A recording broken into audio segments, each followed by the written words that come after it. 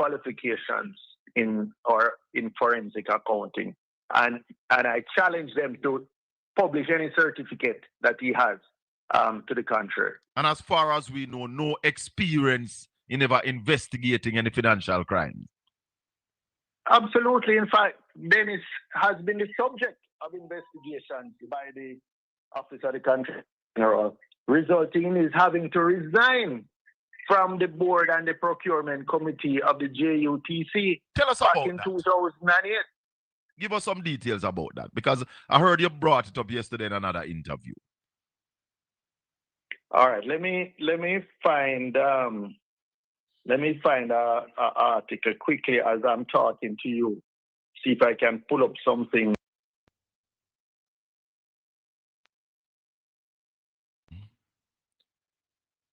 By your directors, and they said to me, even before I said it, they said, Mr. Chung, we will not discuss this case with you because we want to protect you. Right? So I never even deal with it. They were the ones who sat and they deal with it. So in terms of the status and everything, they're dealing So with you're saying to me, you don't know the status? No. And that status has not been communicated to. So you don't know or you weren't told? I wasn't told. I don't know. And you've not sought to find out? No, I don't, because they update me on other things, you know. But they said to me, listen, we are not going to touch that matter with you. Do you know if the persons who have charge in the FID of making that communication to the Integrity Commission have so communicated? I'm not sure. You're not sure? Hear you on that. In terms of is there a clock on it before I leave that? Is there a clock? Has the Integrity Commission written back to say that we need something back by X time? I don't know.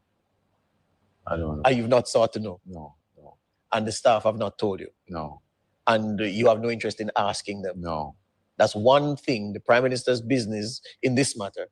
You're saying that you have no interest in it. Right.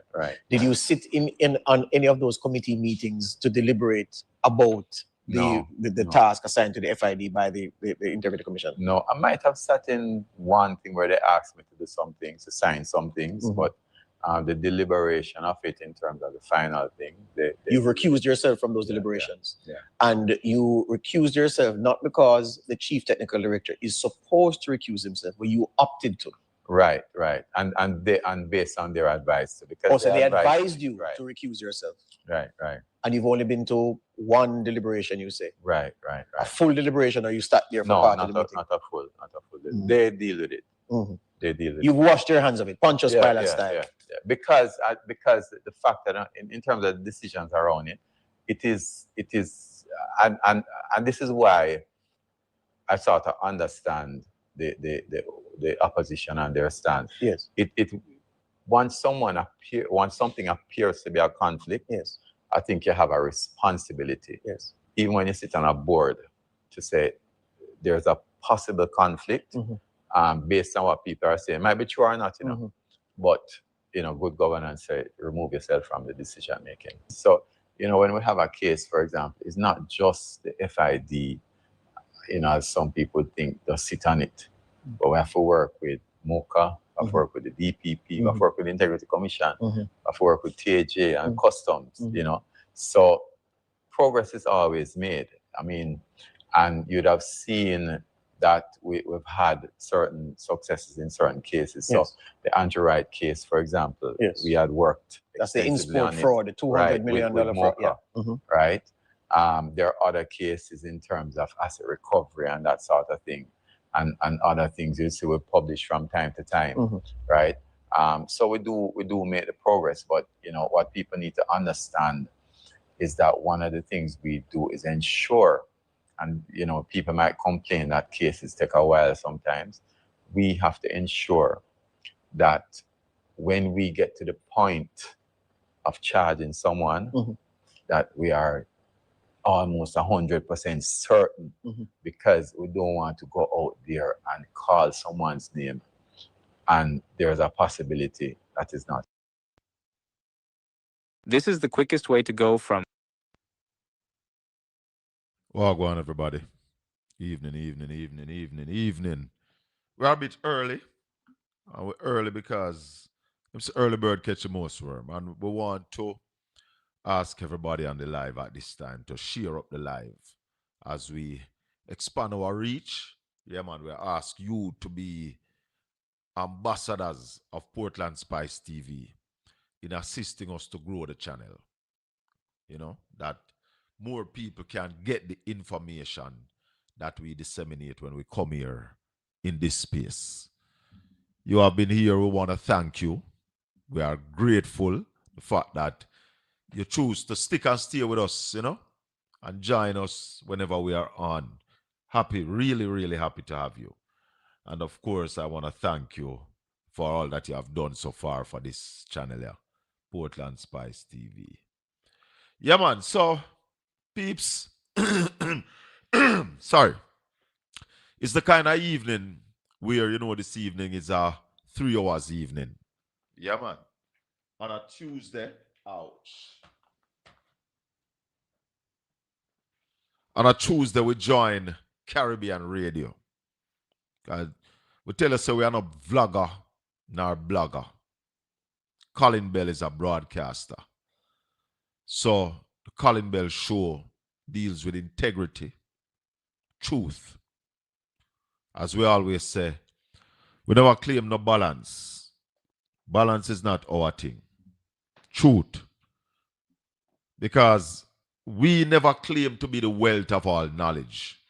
So we don't speak on all things. We stay in our lane. We are very versatile. And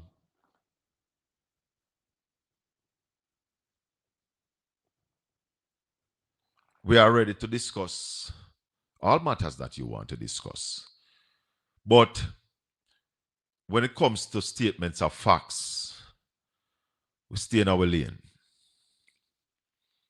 We talk sex, we talk religion, we talk politics, we talk relationships, economics, governance, social things. I am a lover of cricket and I do love soccer. The real football, because what some people call football is not football. Soccer is the real football. So, we do all of that. And we love the fact that whenever we come to Roops and push out, you are here with us. Respect and thanks. We not take that for granted. And that's why we make sure that whatever we discuss and whatever we talk about is the truth, the whole truth, and nothing but the truth. Welcome, everybody. It's not yet 5 o'clock, so we basically put some things together this evening. At about 7 o'clock, we're going to talk with Fitz Jackson. Fitz Jackson is the opposition spokesman or the shadow minister on national security. And we've been talking about national security from the other day, about the drop in murders that we are all happy about, and the increase in police killings that we are not happy about. So we want to talk about all of that.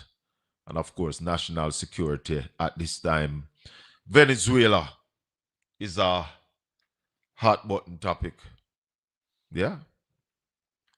Venezuela, and if you're following the whole thing, boy, if you're following the whole thing, it's something that we have to really, really look upon seriously.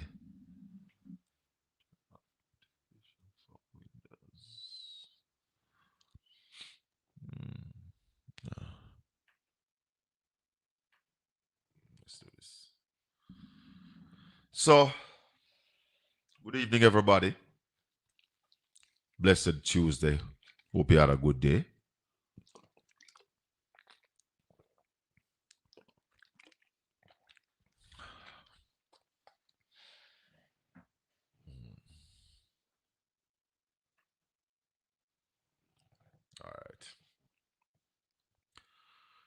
So we're going to talk to Ralston, and hopefully we can chat. We haven't spoken to OB since Sunday. Sunday we're on and off. So we'll touch base, touch all the bases this evening. Everything is on the table. Hurricane relief and recovery. The slow pace of the Jamaican government. Very, very slow pace of the government.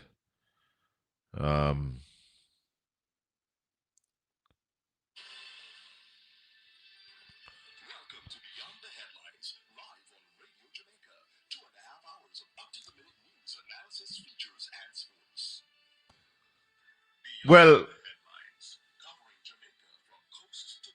we're getting some signals.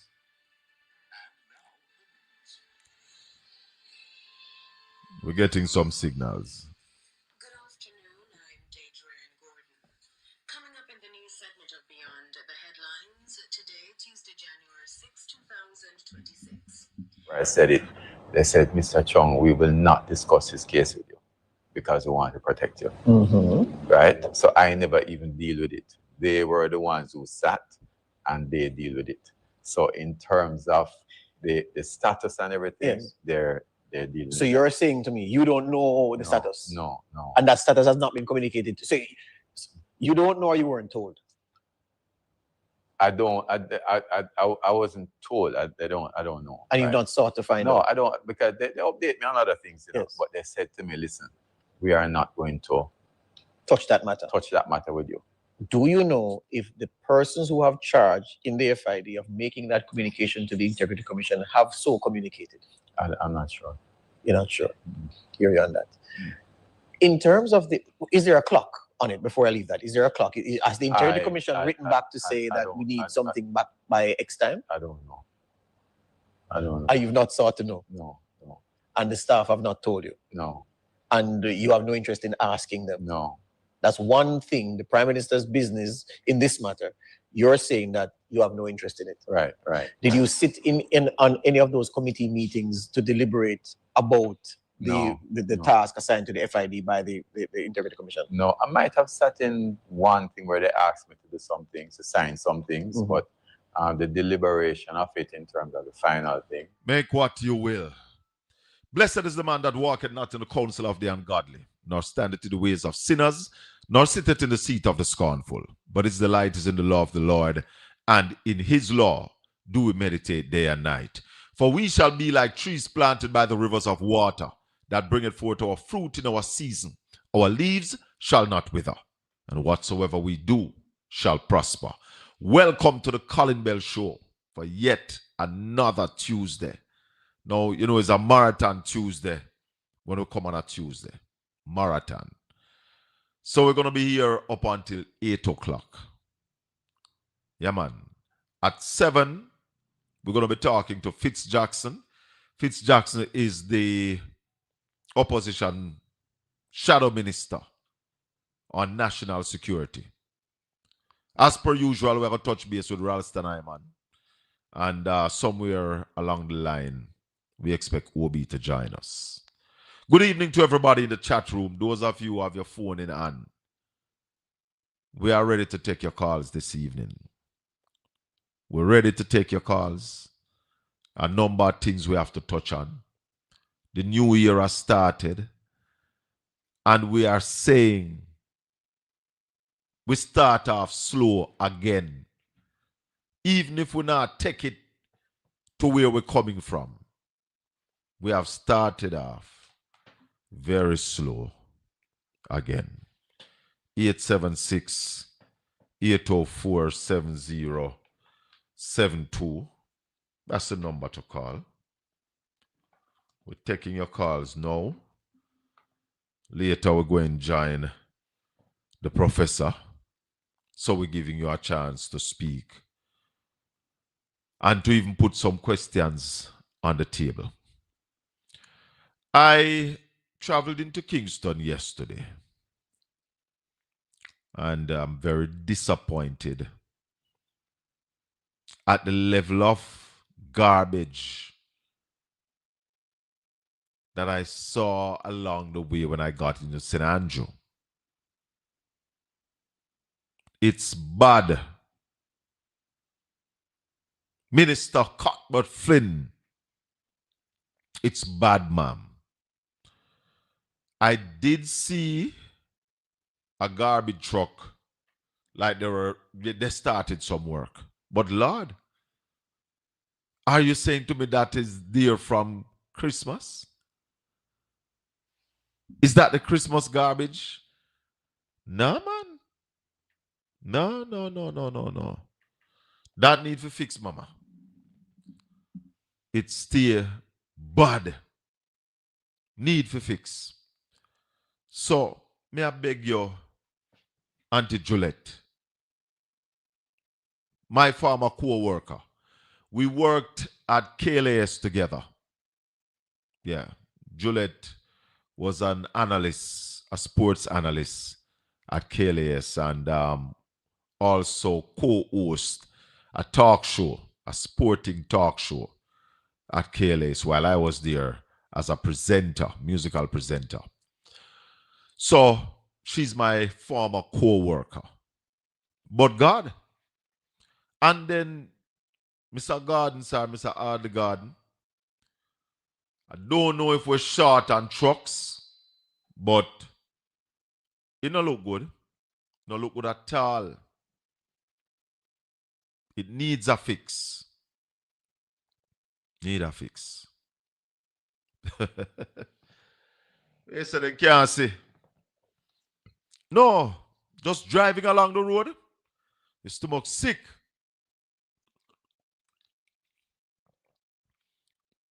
Massive skips, overflowing. Massive skips, garbage overflowing along the road. Gosh. No, man, we have to do better than that. We have to do better than that. Port Antonio is very bad. Bad. And it's not just going to be a garbage truck to keep Port Antonio clean. There have to be a coming together of the business sector in East Portland, Port Antonio proper, and the municipal cooperation to really get this thing under control. Because Portland style is not new. Portland people have not deal with the garbage, especially the commercial garbage in the town. Blessings, my brother. Welcome. Blessings to you, Colin. Wagwan, partner. Boy, me there. Hey, Colin. Yes. You see, it's either them no want to do it, or them can't do it. What? What are you talking about? Colin, everything that needs to be fixed, Colin. Like you're talking about the garbage, right, Colin? Yeah. If we have 200 garbage truck, that are 14 point something truck per parish. Yeah. This man have at least 10 years to buy trucks. We shouldn't be having the same complaints about garbage. I agree. 100%. And the fact, Colin, is all the time, if we look at it from a short-term or a long-term standpoint, the amount of money we pay to contractors to collect garbage every year, we could have replaced the garbage trucks and employ people, right? The same thing, if we look at the amount of money we pay to truck water and we allocate to truck water every year, we could have run some pipe. Tell her. Right, that's saying and give people every year. We keep putting money into things. The same thing when it comes to the scan them in the hospital. The amount of money we pay for scanning in 1 year, we could have buy all of the machine them in the hospital. On point, my brother. You are so on point. If every time we keep saying it's not money is our problem, it's not money our problem. Is that people realize that they can milk the system. And until we start, it's simple, you know, Colin. It's very simple, you know. It's very simple. It's very simple. If a politician get a contract, or him family get a contract, them gone to prison. It's simple, you know. The simple things, you know. The simple thing, the youth dead in a jail. The man in charge of the jail, him lose him work and him gone to prison. Well, him now have to go to prison because sometimes it depends. But there's a investigation and the thing is transparent and the chip fall where they may. I agree. Fully agree with you, brother. The fact that over the years, nothing and no one has and is being held responsible, Colin, we're not going to get anywhere. You see, even this hurricane that we are talking about, Colin. Yeah. We are recovering now, Colin. We are recovering. But here what going on now, Colin. The money I spend so fast, Colin, the amount of money we are spend not equal whatever. But hold on, Caution. You don't see. Hold on. You see a lot of money been spending? Colin, when me say a lot of money, me I quote the figures that them give out, Colin. Yeah. And what is the figure? And if a man say spend $200 million on food, Colin. Yeah. Then you see all of the people who did not give food independently. Yeah. Then could have nobody give them food. No. Because you're wrong, Caution. Caution. Yeah. Make a look on this money we are talking about. $225 million the government said them spend, right? Mm-hmm. And they also said that 50 million was spent before the hurricane. So they spent $175 million since the hurricane. You are saying that $175 million is a lot of money? I'm saying, Colin, it's a lot of money, but what we get for it doesn't value it. Hold on, Caution. All right. Me hear you. Me disagree with you upon this, you know. Me disagree with all the people where I said the government spend a lot of money. Because let's look at $175 million. How much money could serve a family you could have used by food your family for a week? How much money you think? How much money? Yeah. For a week. Would I say probably like 30,000. 30,000. All right. We could look on it, you know. 30,000 for a week for your family. The government spent. Don't play with me. Hold on. The government spent 175,000 since the hurricane. And we're talking about 75 million, sorry. 1, 2, 3, 4, 5, 6. $175 million the government said them spend. You are saying 30,000 could feed a family in need for a week. 30,000. Yeah. All right. Equal. Hold on, man. I don't know what this thing doing. Hold on. Because I'm going to show you, Caution. Say the government not spend no money. And you have it wrong by saying the government spend a lot of money.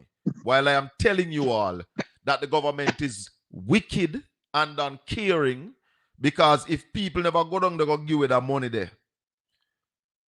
They go give away the food where people like we and other people, Andre Stevenson and them, man, they go down, they go give away. The people that are dead for hungry, Caution. Hold on. See it? Hold on. 30,000 divided by 30,000. You know how much people that could have feed, Caution? 5,833. 5,000. Hold on. No, but let me show you why I'm going to go there with you. 5,833 people out of a total, the Prime Minister said 900,000 people was affected. The Labour Minister said they assessed them a look on about 150,000 houses that got damaged. Now, if the government money could only feed 5,833, brother, How could that be spending whole heap of money? No, Shaka, when me say spend a whole heap of money, Shaka, understand what I'm saying.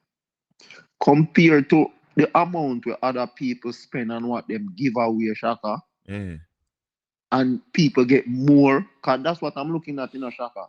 The government spend more and get less, and the people get less. Me not understand. No, the government has not spent enough caution. No, them not spending enough, Shaka. Them not spending Right. enough. So We not what? dispute that. We not dispute that. What I'm saying to you, Shaka, is that the government spend the 200 million, right? Yeah. And you have people who spend less, and people get bigger basket. People get bigger food. Me So understand the all money of are that. spending, the money are spending on Shaka, just like how the money are spent on the clean up Shaka. But me can't blame the government for spending a lot, because I am saying from where I sit, the government should have spent over $2 billion already. Not 200 million, but 2 billion should have been spent already. But Shaka, me not dispute that in a Shaka. Yeah, so what you quarrel about? If them spend 2 billion, Shaka, if them spend 2 billion right now, Shaka, we now go see where it turns. No, but hear me I say. The question I try to ask you: what you expect to see from $175 million? Me did expect to see more care packages than that, Shaka. Than the numbers where them throw. Not than the numbers where them throw, Shaka. But even by their numbers, the thing is one thing. No, we know it's one thing, Shaka. Right. So it couldn't be that we are quarrel say them spend too much, when we know for a fact that what they spend couldn't do nothing too tough, brother. When you look on it, by your spending, by your calculation, Zin, that could have only feed 5,000 people. But if if them stretch it out, Zin, and them not give a man $30,000 for the week, then give a man $10,000. It will feed 15,000. And they might stretch it out and make it feed 20,000. And and that's why you are now saying, and people are saying, that see where they get for it, because them stretch it out. What should I look good at 30,000? Them stretch it out and make it look watered down at 25 or 30,000 people get out of that money. And even when 30,000 people get out of that money, that is less than a third of who needs to get. As someone who look on the thing, brother. Yeah, all right. Here my next concern, Shaka. Yeah. We have water problem, right? Yes.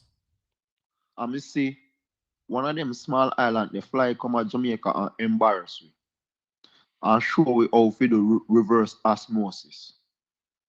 You're sure it was the island that did it? Which island did it? Yeah, man, the lady come from one of them small island who come to Jamaica and show we how to catch the water from the sea, and them set up them pipe and them give whole heap of people water. Okay. And if the government don't know, don't a trial, don't a think, don't a hand over there. So whether hotel there, them the reverse osmosis don't have the hotel there. Right? You sure they're doing it? Are they planning on doing it? No, them do it down there. Them do them own water down there. But you know that there was a boat here called the Dawn that had that machine on the boat, and they were doing it in and over. All right. Well, what me I say, Shaka, them come and show we. Yeah. And somebody saying it's the Bahamas. Yeah, the people them come and set it up in less than a day, Shaka. And pump 1,000 gallons of water give people. Yeah. Yeah, tell me say that the thing that where the people them come and show the Jamaican government, and them never fly with no big tool for clear. Yeah, tell me say the government can't implement that. Well, vision is a hell of a thing, and I don't know if we have seen much of that with this government. But I don't know, caution. I don't see this government here with the propensity to really get nothing done significantly. And I really wonder about their capacity to deliver. We stop dress up a pig, Shaka. A pig in a lipstick is still a pig. Still a hog. What is what is a hag? What is happening, Shaka, is that we're getting the same 649. Yeah. The money is being spent and we're not getting value for the money. Don't be surprised if after 5 years, Shaka, by the time of the next election, Shaka, majority of the money spent already and we don't recover. And it don't look like we recover. Caution, that's a fear that a lot of us have. However, well, it is happening right in front of us. No, I'm not going to say it happen now. I can't agree with nobody that said that the money is spent on the hurricane and we not see nothing for it. What the government has told us, if what the government said is true, no money no spend.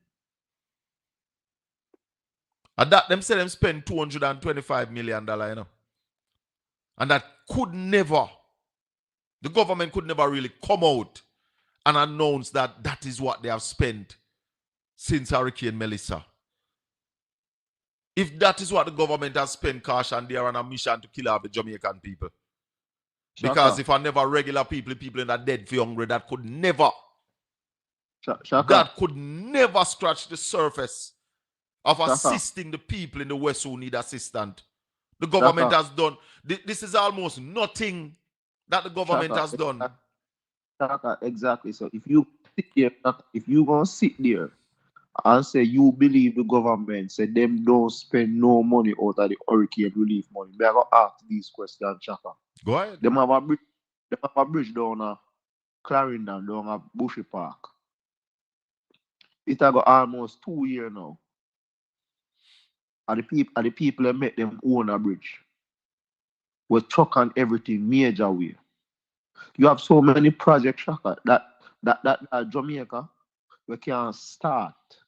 So all of a sudden we have money for your spend. All right. So your discussion. Since Hurricane Melissa, the government has come into, by my calculation now, the government have $115 billion Jamaican at their disposal to spend.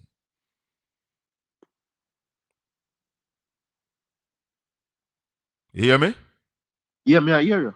So the government, the hurricane has devastated on the West, but it gives the government an opportunity to help people. They have the money. And that's why I can say to you that even with the garbage trucks you mentioned, it's not money make the government never buy them. It was a lack of will and bad policy. We are short on buses. It's not money we never have made the government not buy proper buses. It's not money we never have made the government buy all bus, brother.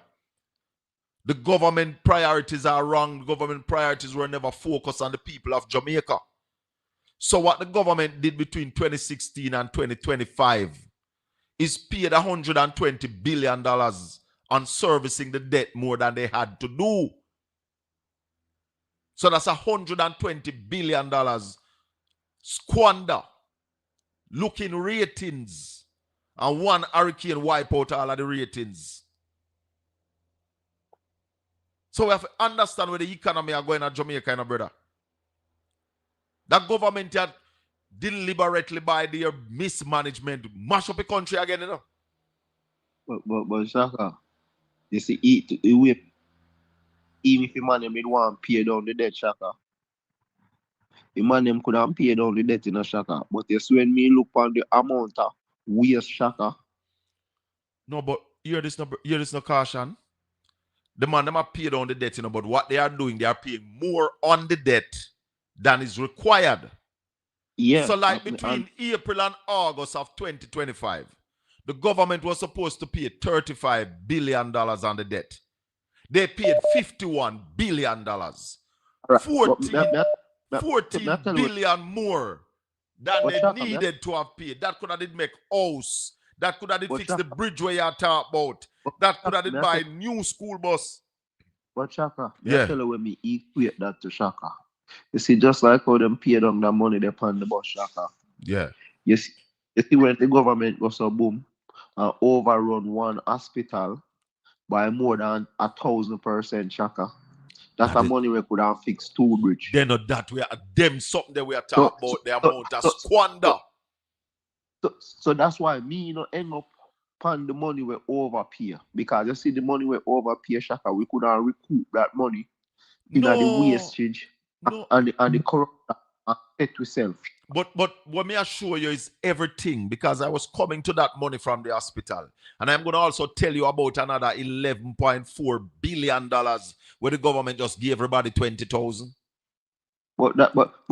So is that only for squander of the gains?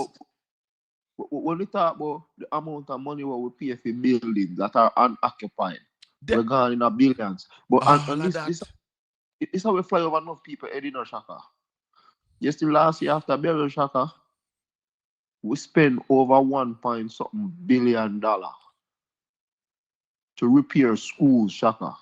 Me want to know all of them schools that were repaired. What we spend all $100 million for one school, Shaka. More like to see which one of them schools they stand the test of the hurricane. Because you should not get away with come and telling us that the building wasn't built for a category 5.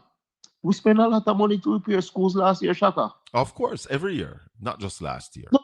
But caution, you see, if we add up all of them money there, what we are talking about, I believe comfortably, and plus money that they have been using to mop up liquidity, 130 billion Jamaican, and 1 billion, 1.1 billion US dollars to keep the Jamaican dollar sort of wobbly stably. You hear? So it is easily, when you look at this GLP administration, you could find $400 billion. I you know the biggest thing, Shaka, why we in problem, Shaka? You know the biggest thing why we in problem? Yeah. You see, until the international people see somebody like a U cross skill go prison. U cross skill? Which U cross skill? Yeah. The one in the SSL. Oh, Crosscree. Crosscree. Oh. You see, until something like that happens, you see the amount of money that we lose every year in investment, Shaka, it's not going to return. Okay, boss. All right, caution.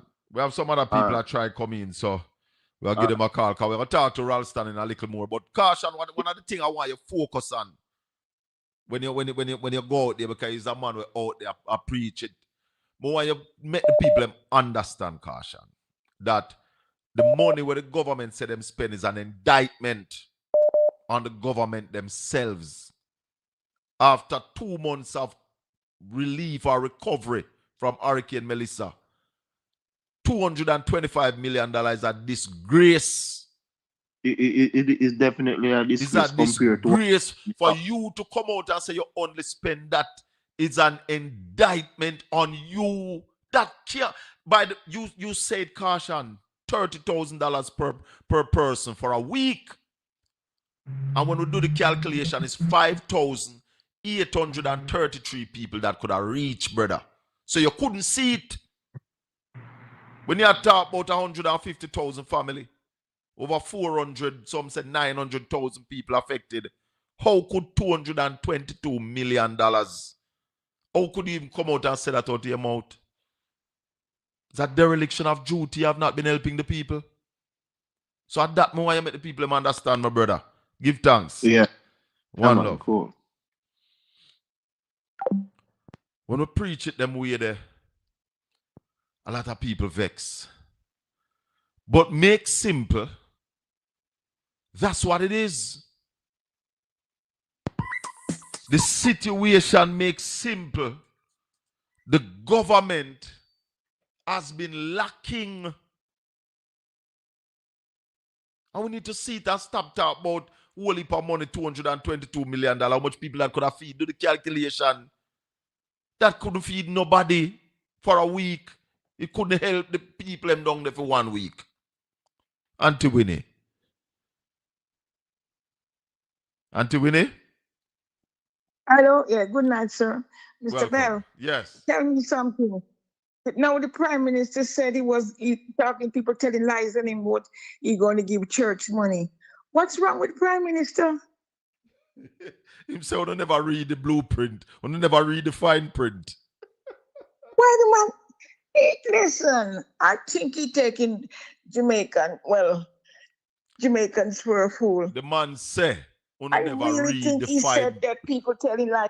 Never That read the fine print. Right? Because Hamilton come out and talk now, he coming back and say this, we are telling lie. So Hamilton telling lie on him then. I tell you all the while, that the biggest proponents of misinformation is the government. I tell you that. He's a sick. I think he's a sick. He's a psychopath. Right? Or he's a bipolar. It's one of them. Something is not right with him head. Listen. I would like. I would go where the former chairman of the Integrity Commission went. Something in the parliament that they're drinking. I don't know is what. Yeah, and I hope none of our people drink the water from parliament. Please don't carry on. Something is wrong. I wonder if we drink the red dye. The red dye from the pig or the chicken. I wonder if we drink the red dye that turning him mad.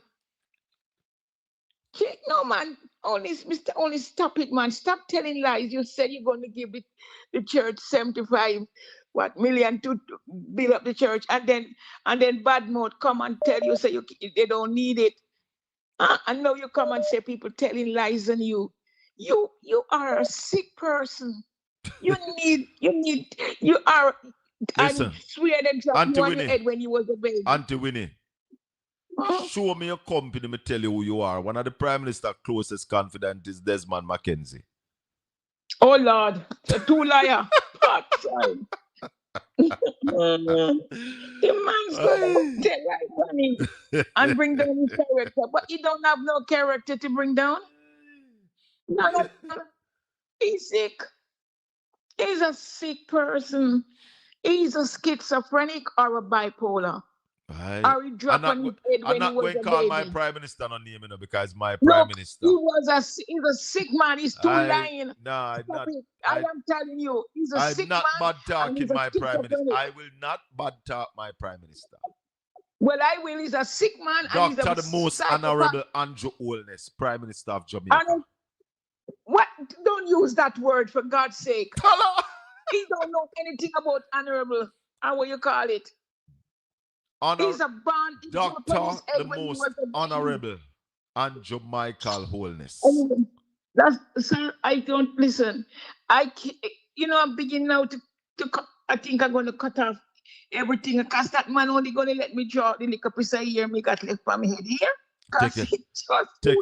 Take your time. Okay, good night. Michael Manley told you, Michael Manley told you. What did Michael Manley say? Michael Manley say? I don't know. What did Michael Manley say? Michael said they lie on Mondays, they lie on Tuesdays, they lie on Wednesdays, they lie on Thursdays, they lie on Fridays, and so help me God, they lie on Sundays.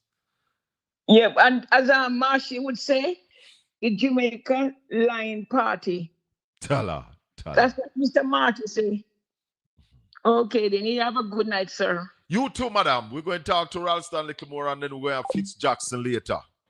876-804-7072.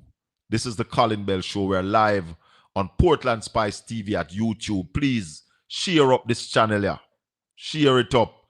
Make people know about Portland Spice TV. Share it up to all the people all around the world. We thank you for joining. I don't have no problem with the Prime Minister assisting the churches. There are churches that need the assistance. There are churches that get damaged that don't need government assistance. Them shouldn't get it. But who need it should get it. Marshy. Good evening. Good evening. Blessings and welcome, my brother. Yes.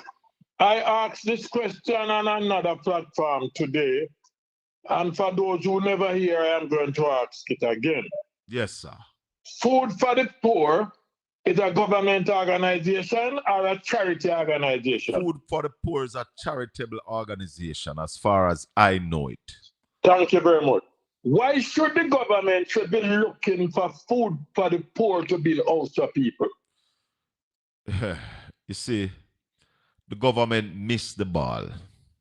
They are missing the ball. And this is an opportunity, for Andrew to do something great, They're talking about plate and talking about food for the poor.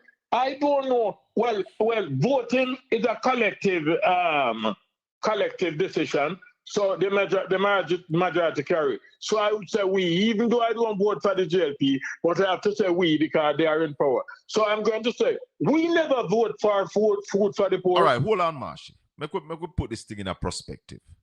What is the government asking food for the poor to do? I hear several times they're talking about for build house there and they're waiting on food for the poor and Ray and Tate. So food for the poor have a program where them assist people with houses. Yes. So them have some houses that they go around and they build and they can build them very fast. Yes. Maybe 2-3 days them can put up a house. Yes. So food for the poor has shown that capacity to build certain structures. Now, even when the government, I don't know if the government help them with money, if the government contribute to their charity. I don't know. But all heap of people know, all heap of politicians know the way to apply for a food for the poor house. Because you have to apply to the charity. And they help people from time to time. Yes. So I don't know if the government is looking for food for the poor to build houses for the hurricane victim, which I don't think the government should, because the structures that food for the poor put up, I don't know their capacity. But I believe, and my listeners and viewers know, that the government should build concrete frames for people, nothing less than cement, sand, gravel, block, steel. Column them up, deck the roof. Everything that the government builds from here on in must be category 5 resistance. Yeah. If me a government, me not build no more zinc roof. Every building that the government construct now must construct in a way that it can withstand a category 5 hurricane. Exactly. Nothing exactly. less. Exactly. Nothing less. Exactly. And I'm saying the government should not go out there and talk anything about food for the poor. Don't utter that. You, Mr. and Mrs. Government, do what you have to do. Don't tell me about no charity organization, Mr. Government and Mrs. Government. What food for the poor doing, we are grateful. Thank you, food for the poor. But government should not be looking to you. That's my take. Somebody in the chat room is saying applications for food for house from food for the poor now have to go through the local councillor. Is this still charitable? I never know that. I thought it was the fact that politicians know how to do the application. That's how they do it. Well, my take on the whole matter, food for the poor should separate from government. The only thing government should say to food for the poor that you cannot put a house X or Y because it is not safe. That's the only thing. But they should not be looking for food for the poor. Should not be. That is my take. I may be wrong, but so be it. And the second question, I said on our next program somewhere today, I understand that Lisa Ann has lost her way and she said that the Commissioner of Police should be Man of the Year. I asked the question again, if the Commissioner of Police is Man of the Year, who they are going to give the title of Murderer of the Year to? Hold on. Let's look at this, Marshy. Murders are down 42%. Congratulations, hooray, hooray, yes. Hooray. And therefore, if you now give the Commissioner of Police the credit, you have to give Ray Strong the credit. or Andrew Wellness. So who you going to give the credit to? According to Ninja Man, hold on. What percentage of increase police killing increased by? What, about 50%? Or 50 Me don't know. percent? Me don't know. Because Colin, once upon a time, police used to shoot man and carry man hospital and then guard jail under police guard. That not again. Why everybody the police kill now? Why them dead? Everybody the police shoot. Why them dead? Because they shoot to kill. Me ask the question, and some of the killing is questionable. And in the command investigate and other investigate and right there at the gate closed. We don't hear nothing more. What about that killing down by Territory Lane by the police? Where the camera upon the man? And then what about it? And if one is under scrutiny, if one is suspicious, then we have to look at all. Yes. Yes. And I am not dismissing that fact that police killing has increased in Jamaica. Maybe by I think easily by over 100%. Just going from memory right now, not researching it. And that being the case, it is cause for concern. And I think in the news this evening, I think Indicom raised that point, Marshy. I think it is in RGR News this evening. Because hold on, let me see what we're catching at the headline. Hold on. Of a surge in police fatal shootings over the last 6 days. Yeah. 13 shootings recorded. Following its launch 6 months ago, the Jamaica Constabulary Forces Agricultural Protection Branch. All right, hold on. So 13 killings since the year start by the police, and Indicom is concerned about the increase. That is in the news this evening. That is in the news. You want to tell me that all the people who come out and talking about the police attitude towards the killing, all of them telling lie? And that's why we say they are questionable. They are questionable. It's questionable. It's one way. Let me tell you, from where me stand, if you go out down and murder people, trust me, you have to go and go dead, Trust me. At the police, I have the right target. Me not to have a problem, because you want to take up gun, go shoot off of people and kill people. When your time comes, me to make her. But some of this questionable, man. You can't catch the man, you're going at the man, you kick out the man door, you're going at the man's house, shoot the man in bed. The 4-year-old. I wonder if the police the 4-year-old, what kind of gun the 4-year-old boy did a fire after them. The police tell me yet? I'm not hearing you. I'm not hearing you if you're hearing me. I hear you. Yeah. Me just want to know what kind of gun the 4-year-old boy did fire after them. Because they always confrontation and rare, tete. And finally, that Andrew friend was stepping at the nurseman head. What become of that case then? We don't know. We need to ask. We don't know. Good evening, sir. Good evening, Marshy. The NHT money shouldn't buy no container house. Shouldn't happen. It mustn't happen, man. We are begging, We are beg the government not to use NHT money to buy container houses. We need to build the houses for the people in the West. Use that to kickstart the economy. Evening, caller. Yeah, blessing, Colin. How you doing? My day, brother. What go on? My day, man. I recently came home because work overseas, so I come back now. And I have a brother over overseas is, you often say, he always say that, they're the best, matter about Andrew say, best prime minister, and he say, boy, the country are developed. That's what he always talk about. That's what the country are developed. Yes. And I was saying, me ask him, what they develop? What you see?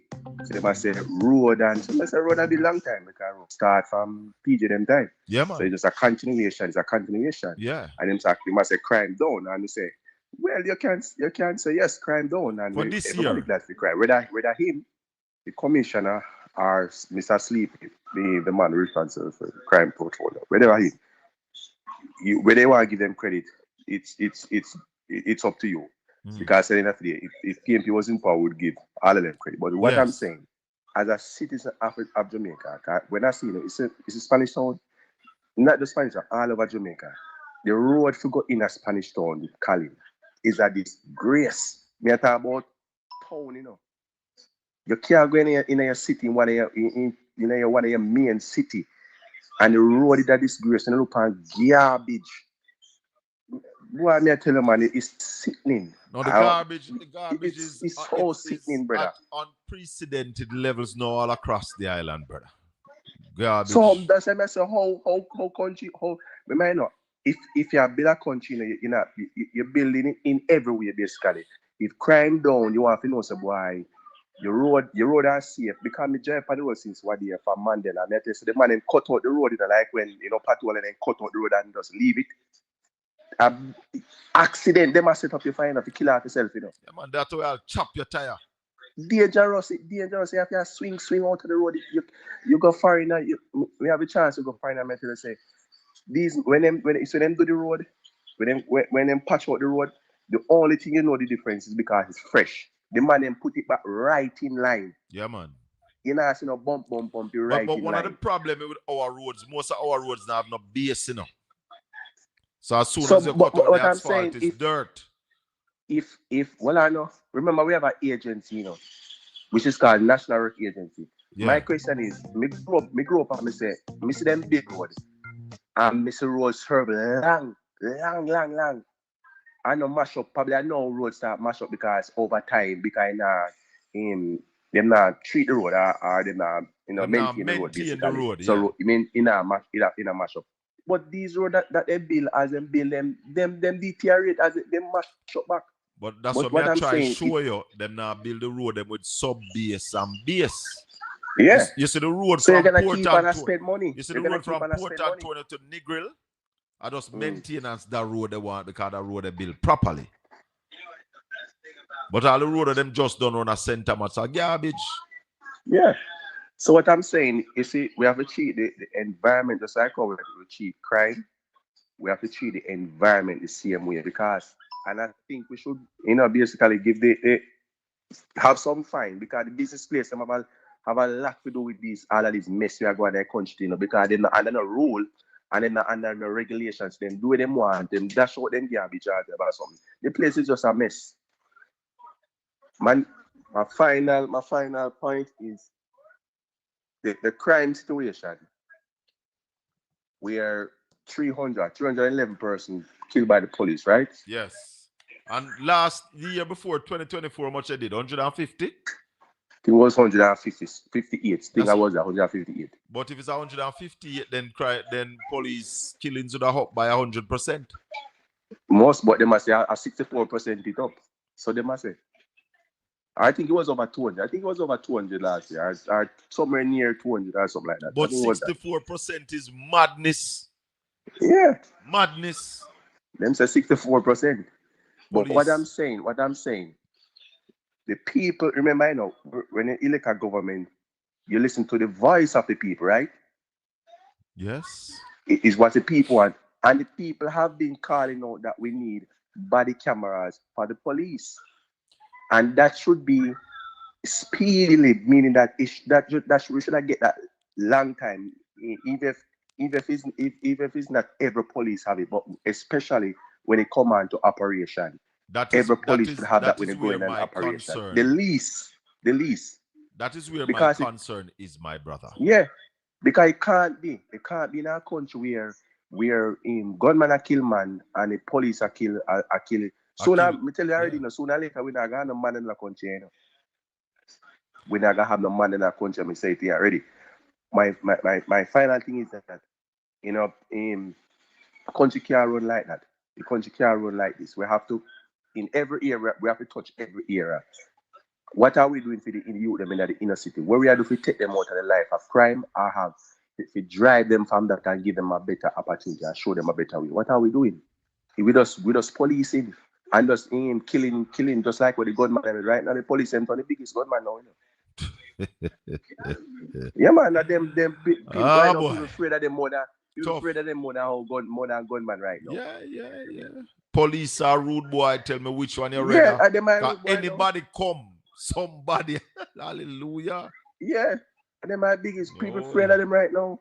First time people afraid of gunman, then the gunman again, the police are afraid of. So hold on there. 2024 we had 159 people killed by the police, and 2025, sorry, we have 311. That's almost 100%. Yeah, almost 100%. That's almost double. And they must say 64%. No.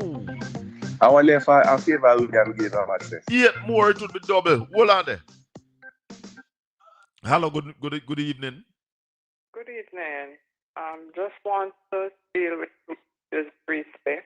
Hold on, you're breaking up a little bit. You're on speaker? Are you having a headpiece? A earpiece? Speaking on a landline. Okay, go ahead. You know, sound supposed to do, but go on now. I'll try to be brief then.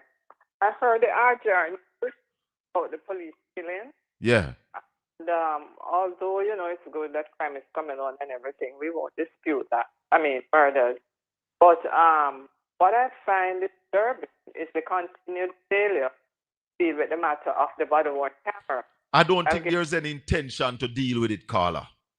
No, but I just want to be very specific. Oh, the RJR News this afternoon said the only policeman who had a camera said he wasn't wearing it because he had no clip to clip it on. Yeah. What a stupid response. He had no clip. Listen. And the income report for last year said the only case in which a camera was on the scene, the gentleman said he had gone to the bathroom and had to turn it off and forgot to turn it back on. I think these are all excuses. Carla. Cameras are assigned and people not wearing it, they should be punished. They cannot be punished, Carla.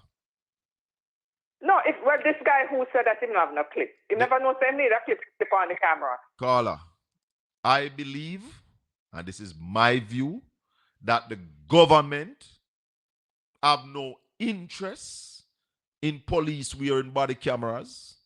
Therefore, I believe that our government has given certain orders to the security forces. You hear me? Because if government did want body camera to wear, body camera would have to wear. That's what I was saying, because, you know, we keep having this thing, police killing people. And, I mean, you're innocent until proven guilty. Yeah, man. I've had policemen storm into my house one morning only to learn afterwards that there was no search warrant and it was an error. And the commissioner's office was apologizing. At that time, I had a 15-year-old attending high school. They could have come in here and planted something on us. Listen, man. Listen. You know, this is sad. I believe that some orders or some consent has been received for a certain style of policing on this island. Mm-hmm.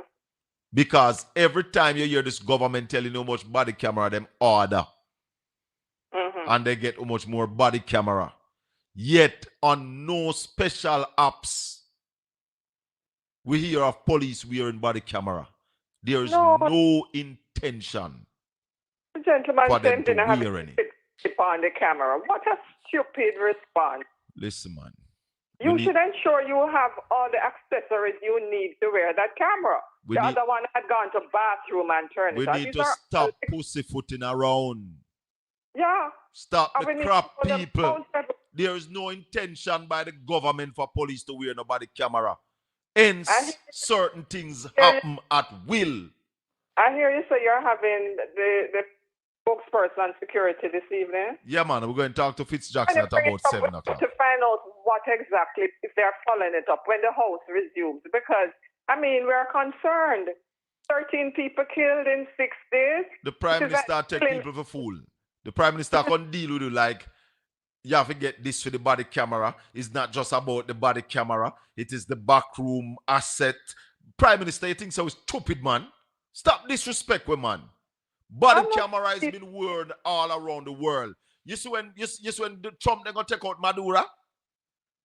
Trump watch that live, every aspect of it. The amount of camera where the man them have. Police force around the world are wearing body cameras. Accountability. Police in Jamaica. Hold on. Police in Jamaica on traffic stop are wearing body cameras. It's protecting the police and it's protecting us too, because it's damaging their credibility when people are saying that, these persons were not firing at them. Why is this thing dragging out so much?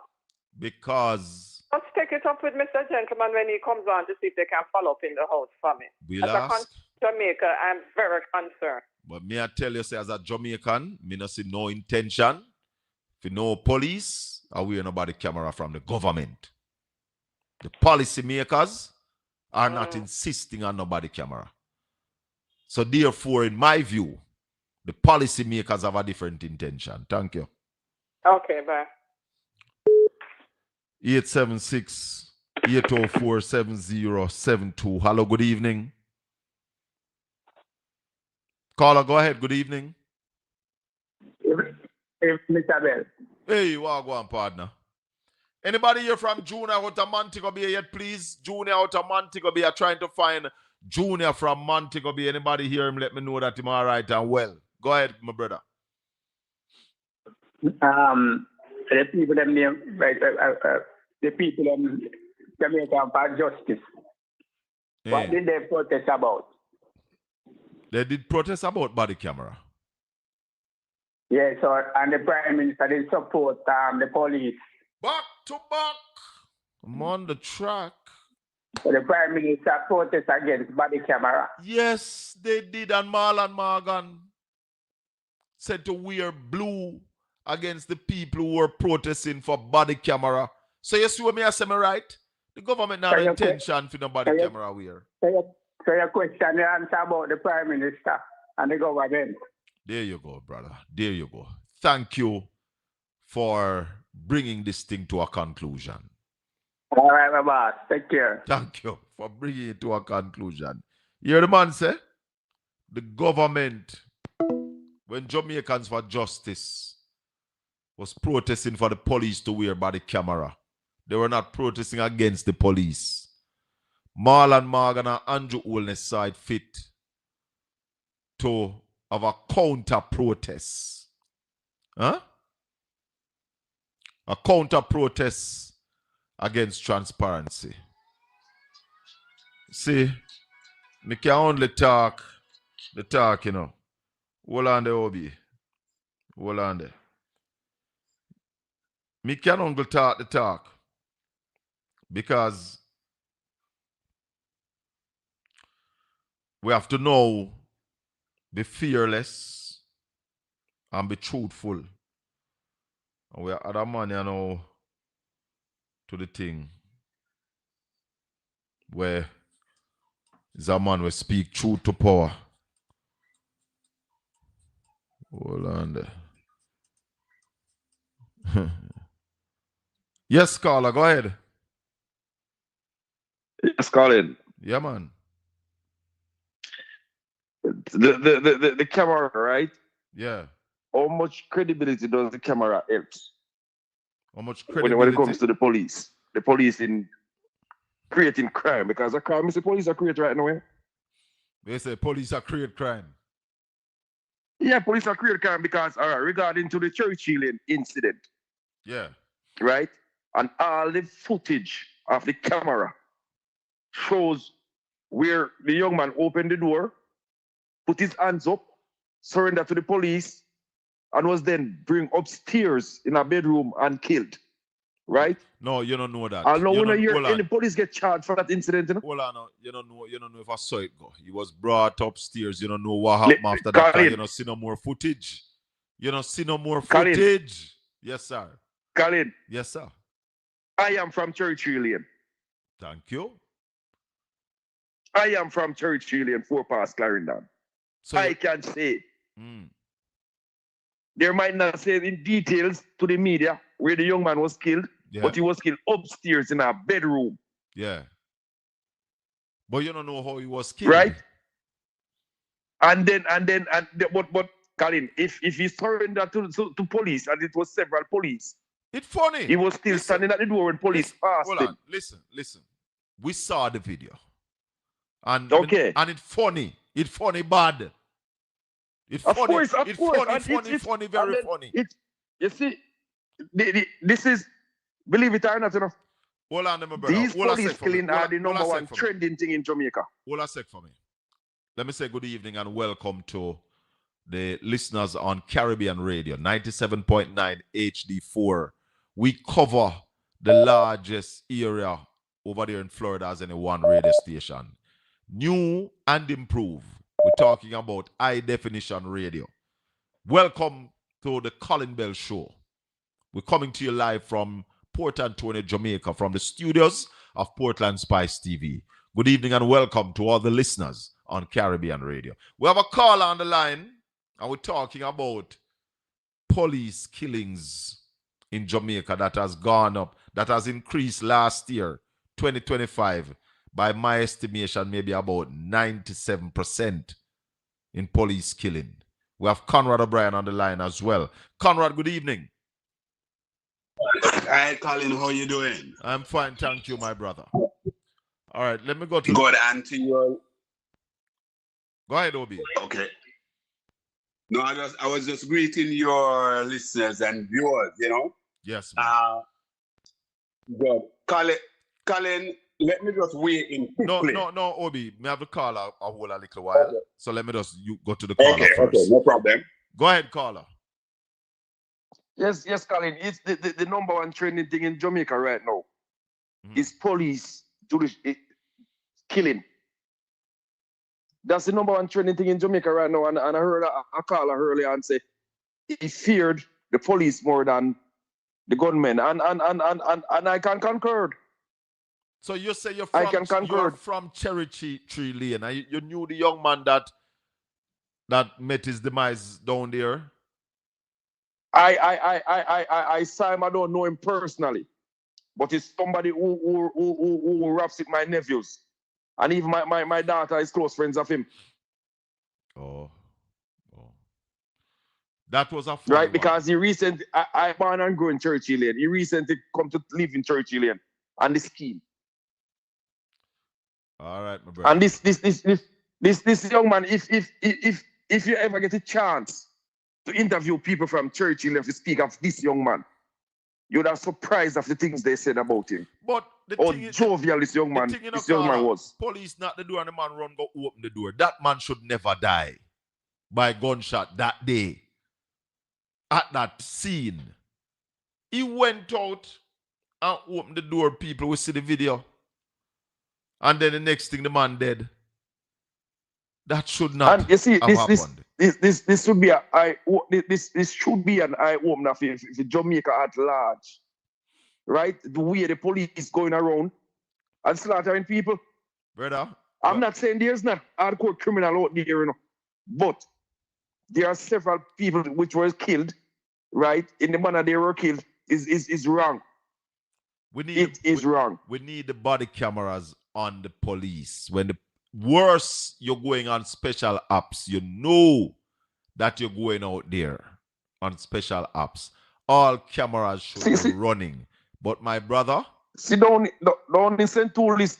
One of the mother of one of the young man say his son relocated because of Melissa, and everybody know because of Melissa and what happened to St. Elizabeth, right? You have people relocate to family members, right? And I'm not.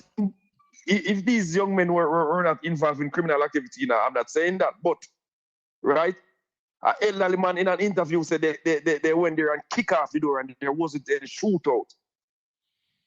And the 4-year there should be more accountability and responsibility from the police. A 4-year-old got shot in bed at night. What was it? About 1 o'clock? When the 4-year-old got shot, Obi? Minutes after 12. Minutes after 12. Yeah. But thank you, caller. Thanks for the call. Yeah, man. I respect Colin. Blessings. Yeah, Obi, what go on, brother?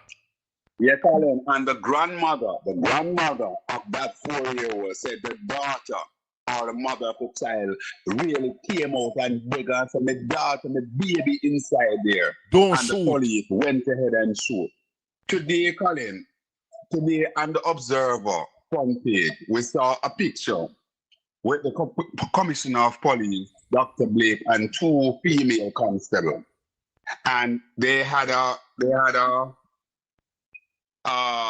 some prayer thing or something yesterday. And Dr. Blake said over Portmore, he was asking his men and women to deepen their relationship with the communities, because the gains, well, I put that in to say the gains that made in terms of the reduction of murders, Colin, that will be very, very short-lived if the police continue along this trajectory, because the people are going to basically cower and be afraid to even speak with the police. It is bad, Colin. And when we thought last year was awful, so far this year we're hearing about 11 already. Yeah, I think at 13, so Obi. 13. 13. Yeah. 13. And so many of the people, Colin, out there protesting openly against these police killing. And so something is wrong, and no amount of people crowing and shouting on top of their lungs and saying that we want to walk into people's blood and all those sort of things. Remember, you have that clip from Marlon, Colin. Yes. Marlon accused you, Raleigh, and I think others that we want to, and Bunting, that we want to walk in blood in order to get to Jamaica, because we dare to question why the police is not outfitted with body-worn cameras. Like a caller, hold on, a caller said a while ago, because I am of the opinion, hold on, caller, I am of the opinion that the government have no intention of seeing the police going on special operation wearing body cameras. All we have been hearing from this government is how much body camera order, how much going come. And then the Prime Minister behave like him a take with the idiot. I tell we say body camera, not just the camera upon the shirt. You have to have the brain and the backup and the recorder to record the information properly. Prime Minister, we're not idiot. We're not idiot. Absolutely. And hold on. We're hearing and body camera is not a new phenomenon. It is all about over the world. All about over the world. So if you were really interested in getting that system hook up and running, would I get it hook up and running? You have no interest, Prime Minister. And it leads me to ask the question. As the political directorate given certain orders to the police force, or as the police force asks for certain leeway and consent was given by the political directorate, it leaves me to ask those questions. It's funny, it no look good. Or has the police take up this on their own and say, like, listen, they want to look good, so basically they're going to go out there and carry out in this draconian manner, Colin. And let me tell you, Obi, let me tell you why I wouldn't put that question out there this evening. Because we are seeing the lack of interest from the government to provide them and insist that they wear the camera. Because you heard the caller say a while ago, the man said, brother, what did JFJ demonstrate for? May I ask you, Obi? You remember when JFJ go out there and launch a demo? What did they demonstrate for? Body worn camera. Remember that it was in the same. Hold on, Obi, just answer the question. Let me do you a call, do me. Just answer the question. they went out there and demonstrated for body camera. What did the Prime Minister Marlon Morgan do? Well, they asked the country to wear blue and put a simultaneous protest out there against JFJ and anybody who was asking. Exactly. So the man them basically do a counter protest against body worn camera. Indeed, and it was in that same space, same period, Colin, that Marlon basically came at us and said that we wanted to walk in blood. It was the same. It was in that same time frame. Yes. You have that clip still, Colin? I would have to go look for it. I must have it. Let me take this call. Caller, good evening. Evening, Mr. Bella, Mr. O'Brien. Hold on, whatever you have in that background now is bad, brother. Go ahead now. Hold on, I'm on Bluetooth. Yeah, man, please. Come on, go straight to the phone because it get noisy to pick up everything around you. All right, yeah, yeah, man. Yes, man, go ahead. Yeah, man, I keep it with all of that part accountability. Take away off a speaker phone though. Don't hold on, caller. Take away off a speaker too. Just use the phone normally. Speaker. Take away off of the speaker as well. You sound like George. Is this George? All right, yeah, yeah, man. Yes, go ahead. Yeah, so like I said, agreement with what I said about the whole thing, accountability and camera them. But me a 9 to 5 man, and me I tell you a thing. Me not say they're wrong to the wrong people them. But you see all that situation with the 4-year-old baby, you have some people when now work, brother. You see that yard, a pair woman in the yard they would kick you, and they now work. When we there work at the time, and them look at them end, them look at when now work. Yeah. Shot both. The man them run through them place there. The police them come, the JDS them come from where we come from, you know. Them know them place there, you know. Them place there is a mentality where them now. Which one? Hold on, caller. Caller. A woman will work. Caller. And them people. Caller. Yeah. Which one of the yard? Yeah. Which one of the incidents you are describing? The one in must be the one in Montego Bay. The one in Mobile? Okay. May I tell you, sir? You have a set of people with now work, brother. And at the same thing, you have to think to yourself, Mr. Bell, and them same people that go vote and jump. Your line, caller, your line not supposed to do it. I don't know if you still have me on speaker, but your line not supposed to at all. Are you a walk or something? Well, me that's about it. The call not supposed to at all. The call a drop. Call a drop. I'm up on international radio. So want the thing clean. You have a set of people when now work, brother. Yeah, man, we get that in it. No, we get that aspect of it. You have said that already. So you're basically repeating yourself. All right. Colin. Hold on, hold on. They might not deal with the criminality themselves. And when we there work, and them place them look at you, they are going to things themselves. All right, my brother. All right. Make we talk again when you're down on different place where the signal better. Yeah, man. Go ahead, Obi. Yeah, Colin, I just want to say, in all things, and everybody who will listen, you, Colin, and listen, they know that fair play, truth, and honesty is our mantra. Because we want Jamaica to be the place to live, raise families, and do business. Of course. We want every single Jamaicans who overseas and want to return to their island home Jamaica to live, to be able to do so. So we are basically healing reduction in murder and so on. However, and we are quite aware that you have hoodlum, criminals, thugs who are prepared to take on the police. What we know for sure is that we have seen captured on cameras what seems to be extrajudicial killing in some instance, and that is what we are questioning.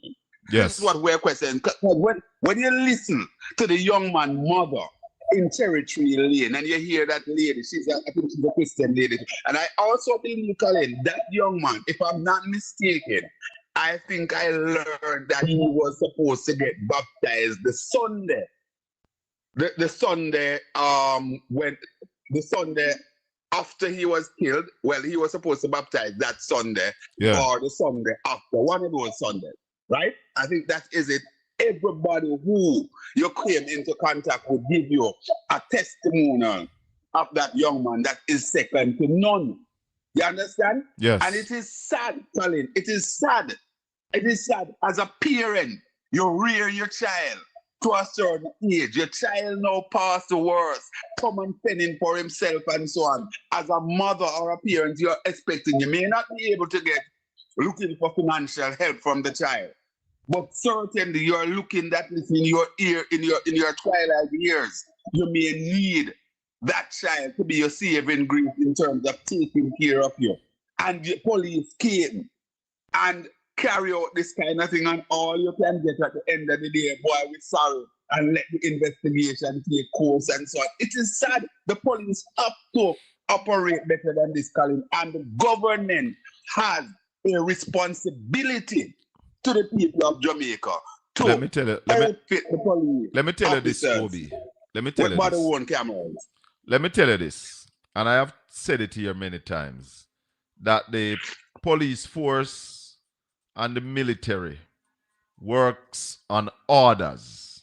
Here, both the police force and the military, they work on orders.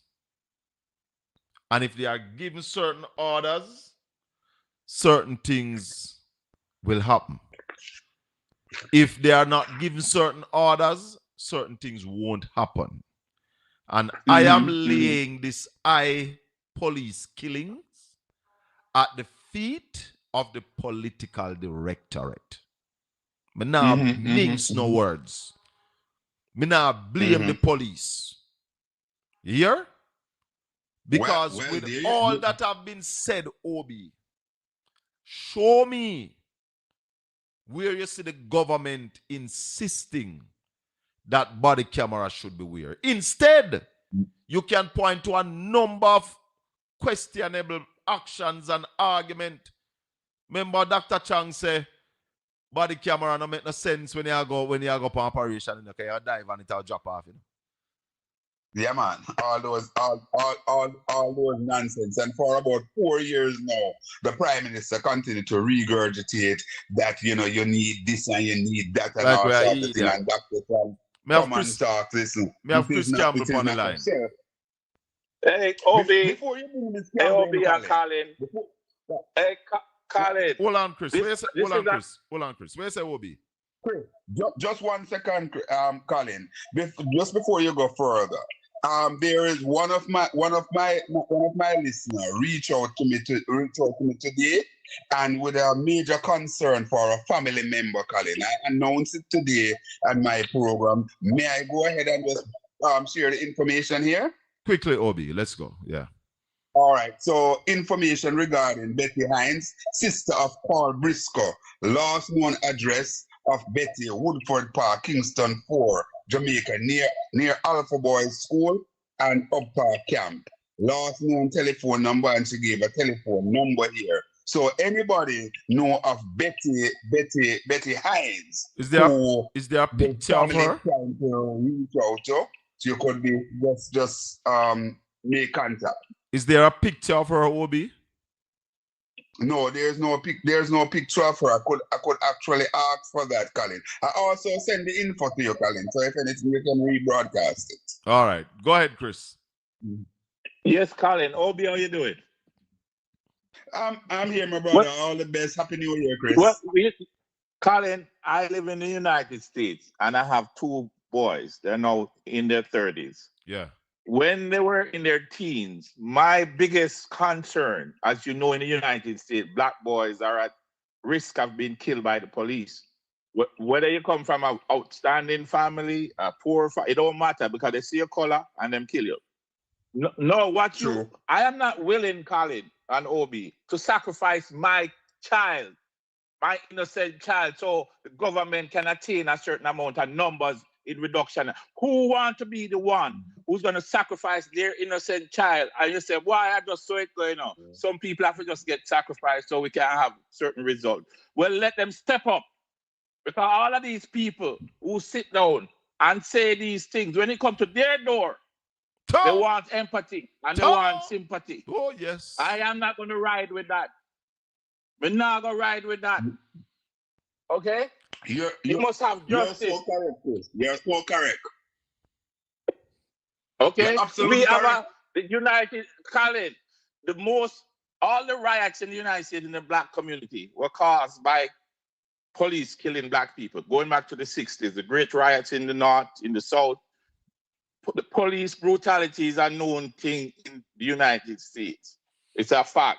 From George Floyd, going back, you name them. Why should a mother know that her child is innocent and he leave to go down the road and the police kill them? And then the society will say, well, the police just do them job. Well, when it comes to they killing your kids, I hope you have the same sentiments. And I hope you don't want no empathy and no sympathy at that point. I am for the police dealing with gunmen. Nobody in their right mind is going to argue against that. But we have to balance that with nobody justice. is. Nobody is. And that's why the caller earlier, I don't know if you heard him, Chris, the man asked me, the man said, what did JFJ protest for? They protest for the police to wear body camera. Who put on a counter protest? The Prime Minister and Marlon Morgan called for a counter protest. They are willing, Colin, and that is why I'm saying to you, Chris. That is why I'm saying they are willing to tolerate a certain amount of innocent people being killed to achieve a certain goal. They have made that calculation. And yes, they have made that calculation. That is why I said my question to the government: have you given certain orders to the police? Certain orders, or has the government given consent? Because it could be that the police say, bossy, this is how it have to go, If you want X, a Y have to go on. Has the government consented to any such kind of argument? Because the government action look like them totally in sync with this way I go on. They are, Colin. Come on, they are. And they know that the Jamaican people, they are fed up with the crime and the murders, and they're willing to tolerate a certain amount of things. Because poor people, kids getting killed, If it's uptown people, it's on a shake out. Somebody asking at the chat room. Somebody asking at the chat room earlier when last year say a man get killed up at Cherry Garden or up in a them place there. No. Go ahead, Obi. No. Hold on, Chris. Go ahead, Obi. I'm saying that what happened, you see what they do, it's a situation now where we know that persons who are involved will come into contact with the police and, basically they will be killed. So here's the thing now, under that disguise, it is saying that, listen, we are out there doing our work. So if you get a few collateral damage in the process, that's how it go. And it is sad. I want to know what is the political directorate role in this, because I believe they have a role. Well, gentlemen, let me say it before I get off. We know Jamaica is not a system built on justice. It's a system built on privilege and who you know. Wow. Unfortunately. And as I say, I have two young boys, and I used to worry about them when they leave the house because I was worried them being black kids in the United States, they will be targeted by the police, which happen every day. So I have empathy for people who lose their kids. I can put my foot in their shoes. I worry about my kids every day, Chris. Worry about them. All right, my friend. Thanks, my brother. Yeah, Obi. Like Chris, I have two boys in the States as well. And it is sad. You really worry about them every day. Every day, because young black men is certainly an endangered species in the state. And the same thing here in Jamaica. As a matter of fact, Colin, in the United States, we have communities that will come out from all walks of life, privileged and non-privileged, to protest. We remember what happened when the police knelt on that gentleman's neck there. George And Floyd. everybody came out in our chorus. George Floyd. We don't get them kind of thing there in Jamaica. As a matter of fact, too many of us are prepared to say, listen, why, if you know, go so near, go so and if they involved in a something, a damn nonsense argument. Or the police know them. Carry them in if you know them. Know them kind bring of them there. in. Bring No. them in. Bring them in. Right? I don't want my police to be judge. I don't want them to be police, jury, judge, and executioner. I don't want that. Absolutely. Judge, jury, and executioner shouldn't be. No, I don't want my police to be that. Should not be at all, Colin. And we are friends of the police. Of course. We support decent police. Yes, man. And that's why we want the body camera. Because when a man not half dead, he mustn't dead. If a boy shoot off of my police, a boy must get paka. But if the police hold on, if the police stop you and say hands up and your hands up, you must go to jail. You shouldn't end up dead.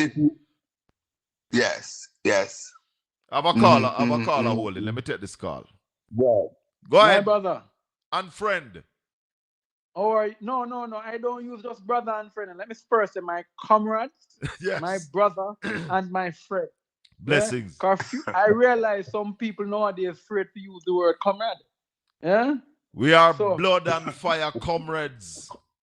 And we are marching on to victory. Yes, Still march. Still march. All when the next 5 years, we still a march. Still a march. Okay. We are marching men.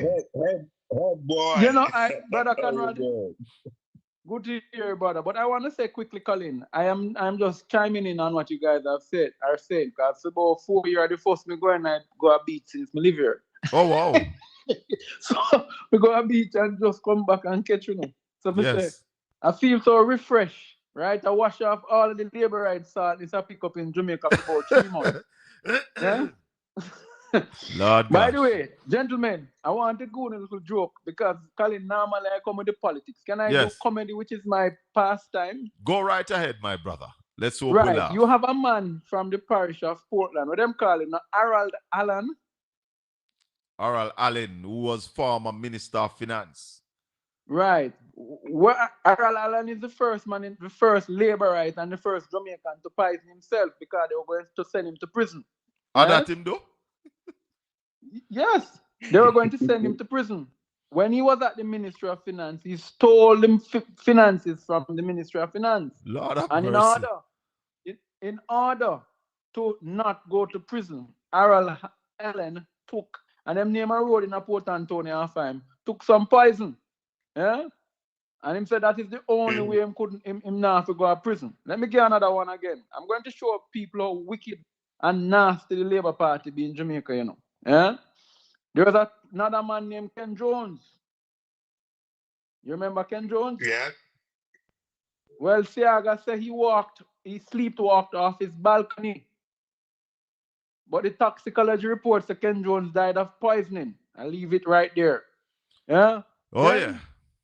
There's another. A former Prime Minister as well. Don't leave Donald it there. Sangster. Donald Sangster. Hold on, Conrad. Two of them from the same constituency, by the way. One was Donald Sangster. They poisoned him and then him lose. Him never get to run in North Central Clarendon. Yeah? Then there was another, Errol Dunkley. Yeah? So what I have to say about the labor rights, seriously. And a joke and a serious thing is the only set of people them when them poison them not miss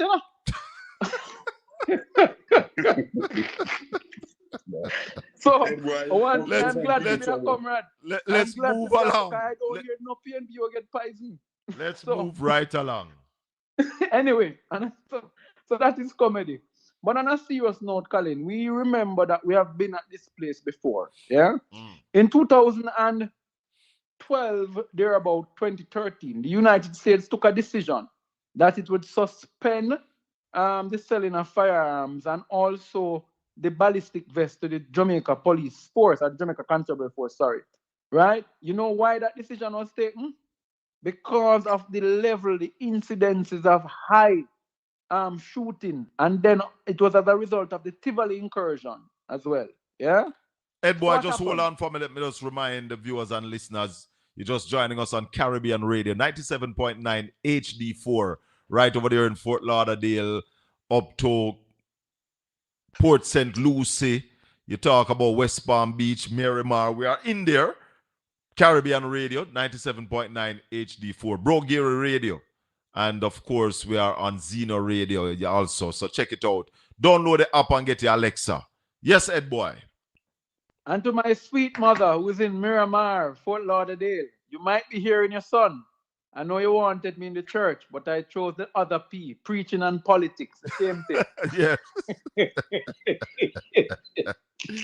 And my good friends in Miramar and Pembroke Pines, I say good evening to you.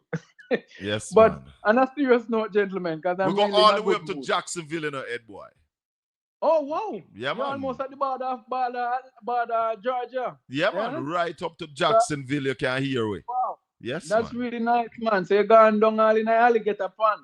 Down in the Everglades. In the Everglades, man. All of them places there. Caribbean So Radio, 97.9 HD4. I want to seriously say good evening to your listeners on Caribbean Radio. Yeah. And we want to welcome you. But as we refer to the situation that occurred as to why the JCF was suspended from the United States in purchasing arms, I want to remind the people, you remember there was a shooting incident at the Range Rover in the training academy in Spanish Town. Conrad, you remember? A single shooting. Yes, where there was training happening, and it instead of blanks, there were live rounds placed. Yes, and that occurred in 2012. Now I want to remind people, after that incident, it was when the United States Department, and I'm going to find back the advisory, issued an advisory in the name of the Jamaica Constabulary Force to say that they will not sell them any weapons and they will not give them any ballistic vests out of the result of that and the incursion in Tivoli. So I want people to understand there is a preface and a case for us in Jamaica to know and the wider civil society to make noise so that the US can hear you. And once the US suspends ballistic vests and weapons to the Jamaica Constabulary Force, bet me they don't start to wear body cam.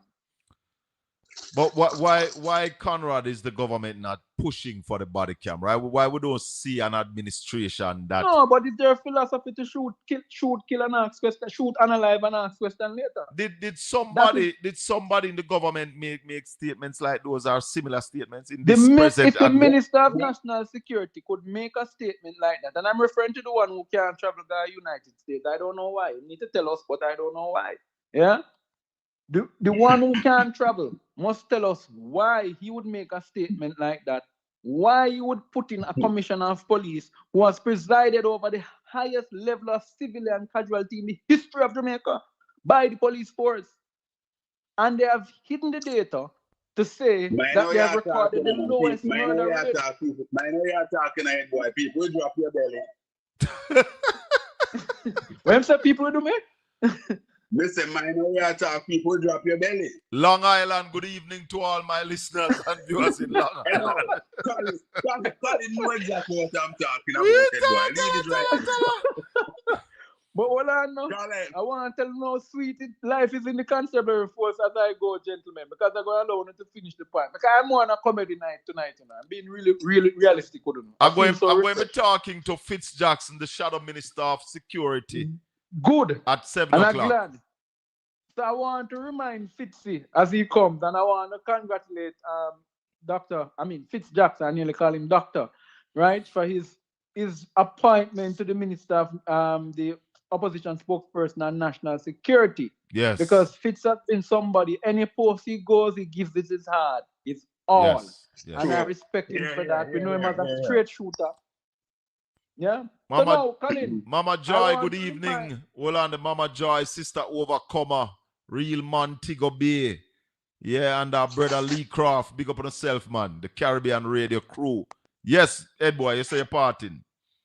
Right, so I'm parting. I want to remind even our incoming Minister of National Security that we have been at this point before. And what happened, it was a man by the name of Carl Williams, a good son of the soil in Frankfield, Clarendon, who the United States said then to us whilst we were in government, if it is not Carl Williams or Quayle, we are not giving any arms. And right? A certain man in Western St. Mary came and made issue with Quayle till Quayle said, me now work with you, better me resign and go me yard. No, I want to refer to another issue on the same point, that if we remember that we have a police commissioner who is related to the former commissioner, right? We have a senior superintendent who is the baby mother of the former commissioner. So what is happening in this force is like how Andrew Wallace is running the government. It's be a sweetheart and friends. Hold on. You're saying that the present commissioner is related to the former commissioner by blood. And his by blood. And his by blood. Right. And his senior Yes. His senior superintendent that was in the parish of St. Thomas is the baby mother, allegedly, of the former commissioner. I mean, know it to be a fact. I mean, no inspector before she became an SSP. So, Miss Shan, good evening. Is head boy hailing you? We're going to have a drink out of Moran Bay. And if it's not comfortable, we can have it in Mesgaga. Out in 14 miles. Later, so we not hide. Later, my friend. Later. What a friend and family thing. That's why now I run good. Oh my gosh. Caribbean Radio. That's Jamaican mix-up. Yes, Obi. You know, Colin? Yes. There are some things here that, boy, if it never so serious, it would be so laughable. I tell you, but it's serious. Are so serious because we're talking about people's lives. Yes, people are losing their lives. Yes. That kind of thing, Colin. But it is indeed sad what we're seeing here, Colin. Colin, on Monday, just to segue a bit, on Monday, I had you as my first guest, one of my first guests. And you raised some issues there, and you talk about spending, what you expected the government to spend within the first quarter to start to get the economy back on the ground. There's an article in today's Green, two of the senior private sector people weighing in it. Metro Siaga is the president for the PSOJ, and indeed Miss Silvera, who is the president for the Jamaica Manufacturers and Exporters Association. And certainly, Colin, they are of the opinion, well, I think Mitchell is definitely quoted that he believes that the construction sector, that is where we are going to start to see the rebuilding of the Jamaican economy. I am slated, I think I have Mitchell as my guest tomorrow. Yes. And, you know, Colin, I must put it to him to ask his view, certainly, on the containerized house versus using the Jamaica indigenous material and Jamaican tradesmen and engineer and so on to get out that sector moving. That would really eventually add so much value to the economy and the private sector, both the large private sector and indeed the small, medium, and micro business would really benefit all to it. So, Those are some. I raise it, Colin, because it is interested. It is very interested to see that, to hear the conversation that we have been having. Yourself, Raleigh, I, and so on have been having, and now we are seeing. We saw starting with the BOJ governor come on board to say what we are saying. Now we are hearing from members within the private sector also echoing the same sentiments. What we know for sure, Colin, is that once the private sector start to come on board and to make some noise, this government normally jump to the beat. So should we expect, Colin, to get that money spent? And also, Mitri said that the government must find a way to spend the money and so on and let the chips fall where they may. But you see, in today's article it said. But Obi, it not go no other way, you know. It not need no rocket scientists for sure. And what this has now shown to us also is that the government is timid. The government lacks the talent. The government lacks the know-how to really execute these kind of projects. And people out there with the experience, with the know-how, we can get these things done, but they don't want to involve them in the mix. And that is where the country going to fall down. We're going to fall down because of pride. Yeah? The government has shown pride, brother. Colin, you know, there are some people just believe that what is happening is also garnished with a seed. You know, when you're having a meal and you want it to be garnished with something, well, people are saying that, listen, what we're seeing here from the government is garnished with some amount of wickedness. Because, as someone said to me yesterday on radio, that with this kind of rainfall that is taking place, this weather that we're seeing, so many of our people we hear coming down with this bug, this dreaded flu and so on, and you have people out there who is out in the element, because that's the situation that is still happening. Persons who get a catch, Colin, after have take sleeping time. Some people are sleep on cold concrete. Those are what is happening right here. And as you correctly said, Colin, if the government had started with some alacrity, we could have at least 10,000 starter units on the ground. 10,000, we could have that already. What we're in now, Colin, the 9th week after my election? About the 9th week? A long time, I not even count it, because where we in now? We in the first week of January. So November, December. Yeah, we are 8, 9 weeks. Yes. Yeah, 9 going into 10 weeks. Yes. And you want to tell me say no wickedness this? Well, you want to tell me say this government care? And then you have some fools out there in a Wobby. Listeners and viewers in Jamaica, when we think people not really have much sense, we call them fools and idiots. That's what you call them in the Americas. Because you have people out there who are saying that the government don't have the money. We are here to tell you $150 billion there. Maybe about 4 weeks after the hurricane, the government told us. So if you want to know how we know, the government told us that they have in their possession to spend now somewhere about 115 billion. Billion with a B? Yes. $1 billion. And they have not started to spend that on the people of Jamaica while they are suffering. We have a trough over Jamaica now. It a rain from about Friday. It a rain, Obi.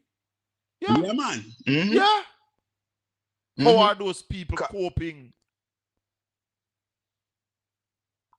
Colin, let me hear Portia Lucretia Simpson Miller, and I keep on saying it. Like when I say, every time that I think about this, I hear her voice in my ears saying what a wicked and uncaring government. That is that you remember when that word was per mantra, Colin? Yeah, man. Good. And we have to say it because for the life of me, Colin, when you watch the news last night and you hear the people down there at Petersfield High School in Westmoreland, and you have one man who came on the TV and saying that, listen, the people they must move out because they have somewhere can go. I can't they want and they because enough of them never have a sheet of zinc over their head. That is the kind of callousness brothers and sisters are saying about each other. And when I say brothers and sisters, I'm not talking about blood brothers and sisters. I'm using it in the sense of saying, you know, we are God brothers all the way, right? Yeah, yeah. And sisters. Hmm? Conrad, we are joined by Ralston Iman. Raleigh, good evening. Yeah, man. Hey. Yeah, man. Where to Guru? Yeah, man. Good, man. Raleigh, any update Yeah, for man. us today? Anything new? Give us an update, no? Well, the only thing that is new is that the DOJ will be mopping up some 44 billion tomorrow. Yes, sir. 44 billion tomorrow.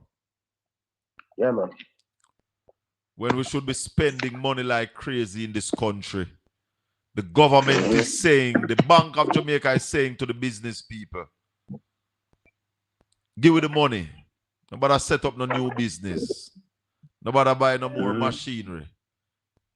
Nobody expand the farm. Carry them billions that come, we give you what? 6%, Raleigh? Yeah, man. 6%. Actually, the amount is 47 billion. 47 billion they're mapping up tomorrow.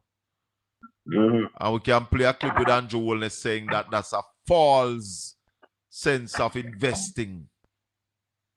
Mm-hmm. Any news on when Parliament reconvene, Ralston, and when we're going to hear how the spending are going to go? No, man. Not, we haven't heard anything in relation to this. Raleigh, explain to us this emergency procurement system or the emergency spending that the government should be using to spend this money and to get people the help that they need. Well, I mean, the cabinet can always approve things. So that they don't need to go through regular procurement. No, no. So this argument about it is the procurement that is slowing up the spending for the hurricane relief. Lie. No, man. Tell us about any system you can remember, any time you can remember that the government has used that emergency system to do some quick spending. COVID. Well, we don't know about them, you know, but we know that when we were building Braca, we used emergency procurement. To build Braca Village. Yeah, man. We wrote to the Prime Minister and Cabinet and said, well, we have a deadline to meet and we need to get the thing going. And Cabinet approved it. What about the old bus them? Was it emergency procurement to buy them old bus them? Very clearly. 1.4 billion, yes? Yeah, clearly. Was it emergency procurement to get the 150 million for JPS? Clearly. So, when I say the that's people... That's a massive, massive 24 billion. Yeah, yeah. Yeah, so you want to see now say the people are not really important in this. It is about what the government wants, when they want it. That's clear. Go ahead, Obi. Raleigh, in today's being on the front page, it says key sector leader has argued that despite the severe disruption caused by Hurricane Melissa, which the International Monetary Fund estimated could depress the economy by 13%, 8 to 13%, right? That is a quote that is coming from that is argued by the president for the Manufacturers Association, Silvera. But what he's also saying that in spite that the government has, and I'm paraphrasing, have serious underpinning to weather the storm. But she's saying, irrespective of that, there is headwinds ahead for the manufacturing sector. Speak to that, Colin. Yeah, well, as you told you, the manufacturing sector, the biggest problem, high energy costs. The smaller members of the manufacturing sector can't get any money to borrow. There's a shortage of skill in the country to deal with the kind of manufacturing. And there's the detective story in relation to exports. Those are some of the things that she mentioned, and she's spot on. Absolutely. All of that is reiterated in the article here. So it's amazing, Raleigh, what we're seeing. Also in the same article, Raleigh, Mitri is also saying that the building, the recovery, well, he said growth, but I'm saying the recovery of the economy have to come from the construction sector. So what we're hearing from the government is about the concrete, the container houses. So I would basically, the juice from what Mitri is saying is that if we're to really see that recovery going on in earnest and have the throughput, what's it called, Raleigh? The value added, right? The multiplier effect. The multiplier effect. Absolutely, the multiplier effect. We should be going block and steel, concrete, and so on, as we have always been talking, Raleigh. So I don't know. Is it that we're seeing now where Mitchell is coming out and pushing back on the government and say, listen, get the construction sector going by way of using indigenous material and labor? Well, everybody wants to see that sector gets going because that is the sector that is going to drive the recovery process. Mm-hmm. But it seems like the government not seeing it, Raleigh. Well, clearly they're not seeing anything at all. Are you seeing any move from the government like there's a real crisis? No. Business as usual.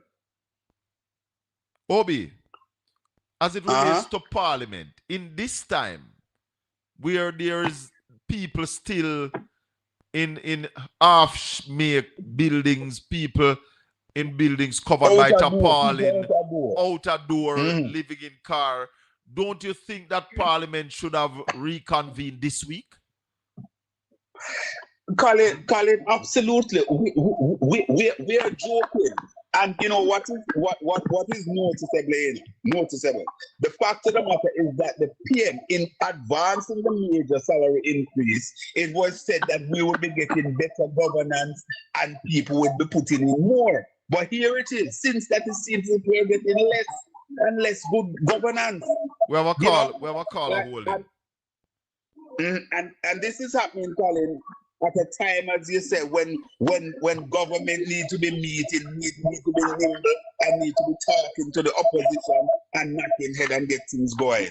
What the hell is happening here, Colin? Hold on, caller. Go ahead, Ralston. Serious parliaments would go on recess in times like these. Thank you very much. As bad as they are in the Republic of the United States of America, they want to go on recess in times like these. Thank you very much. Thank you very much. Go ahead, caller. They meet him on a Sunday. Yeah, good evening. Hello? Yeah, man, go ahead. Yeah, man, I'm very ardent listener as usual. Yes, thank you. Yeah, man, this morning I was at work and, 4106 with real business is like more than a cup of tea. It's like a breakfast, lunch, and dinner combined, but I couldn't hear it. I went on the app and it was really low, so I just want Raleigh to know that we could barely hear him this morning, to be honest with you. You know, so we hope that tomorrow things get better technologically. Yes. Yes. Yeah. We have a few points to make real quick. Go ahead. Seeing that we're on the point of talking to Raleigh as well, and then we have about 2 other points. Number 1, you believe in cryptocurrency, Raleigh? No, I don't really believe in all them speculative things. And I'm going to tell you why I said this. The reason being is that you hear the direction of how the world are going out. They're going to try to get rid of the fiat currency, which is the US dollars. And people are trading up gold, silver, crypto, you name it. And why I say this is that the Jamaican government, every day you hear them in the market mopping up this, mopping up that. I did ask a question the other day. This must impact the budget, right? And you say yes, you explain it and stuff like that. So this is why I said this. And then the other thing I want to say, the Jamdex is being pushed as well. I don't know if you hear about it. Yeah, but Jamdex is different from a cryptocurrency. Okay. Because I was wondering if it was one in the same, you know? Jamdex is just that the central bank is just digitalizing some of the currency in circulation. Okay. All right. The next thing I want to ask, and is a comment again make as it relates to Lisa Anna, and she's talking about the man being the man of the year, which is a commissioner of police. Let me say this real quick. Commissioner of Police said that he would not be dictated by human rights group. So was Horace Chan. So was the Prime Minister of Jamaica. So all the three of them disqualified for being man of the year to begin with. And then also, let us remember that from a little boy I grew up in a trench town. Me always hear my father say, Buster man to say, shoot first and then ask question after. You see? And that can be that is a fact. But Andrew will speak it up too. Me to make or face the judge. Yeah, and the last time, time police killed someone was in 1984. Yeah, man. But I'm going to forgive Lisa, and you know why? She probably have a lot to drink over the holidays. Have a good evening. All right, brother. All right. Wait, sir. Lisa drink some kulo.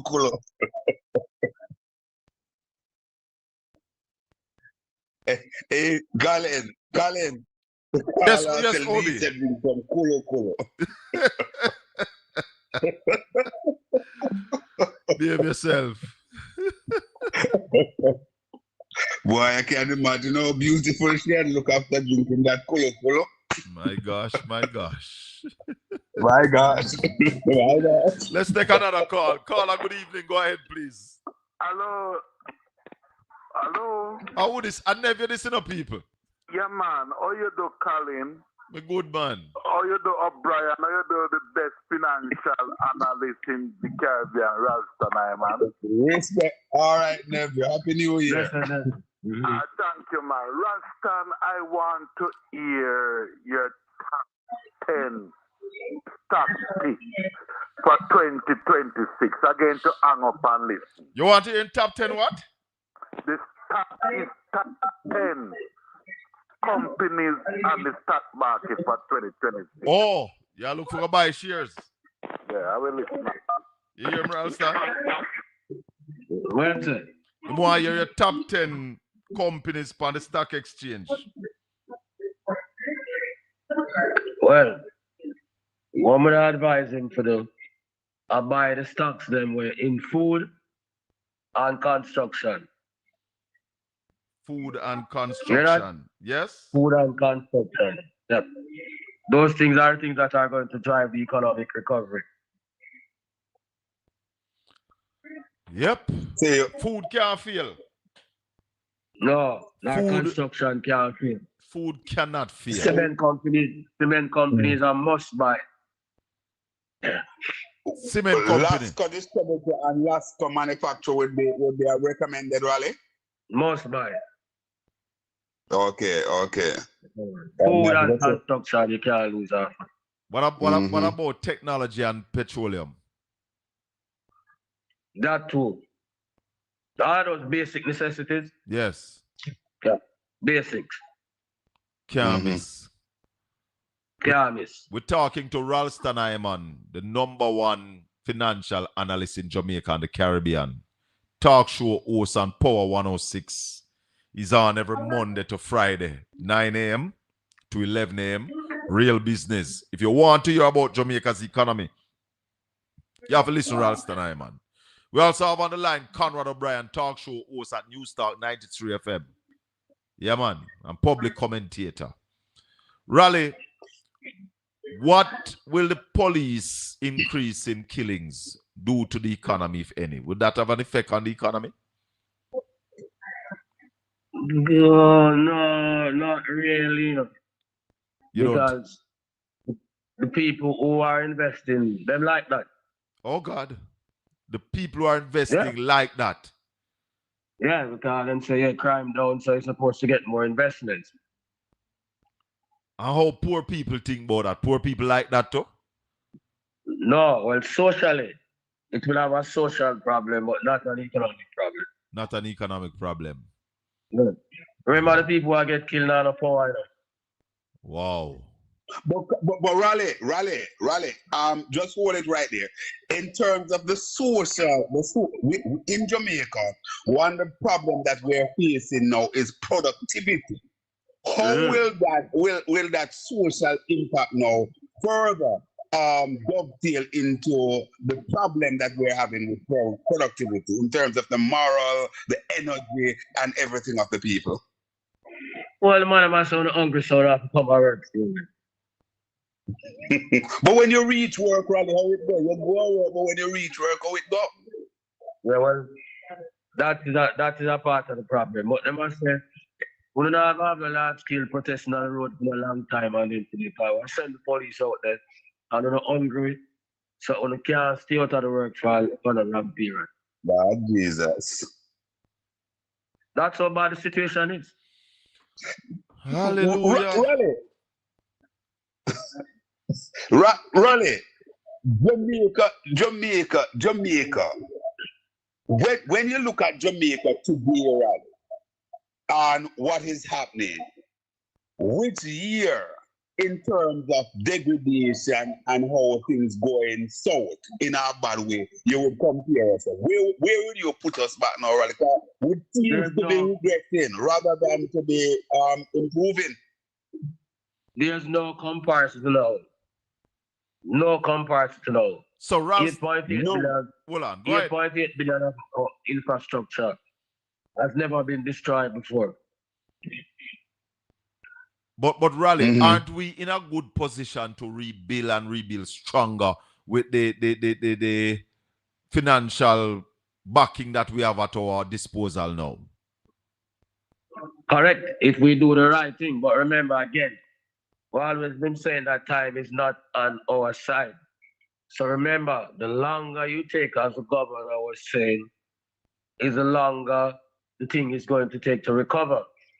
Nobody anticipated the dramatic move made by the dollar yesterday. That has set in chain a series of global events that we haven't seen the full effects of yet.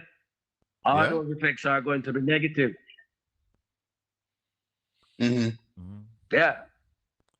So what impact would that have on the money that we are supposed to get from the multilaterals? Would that have any impact?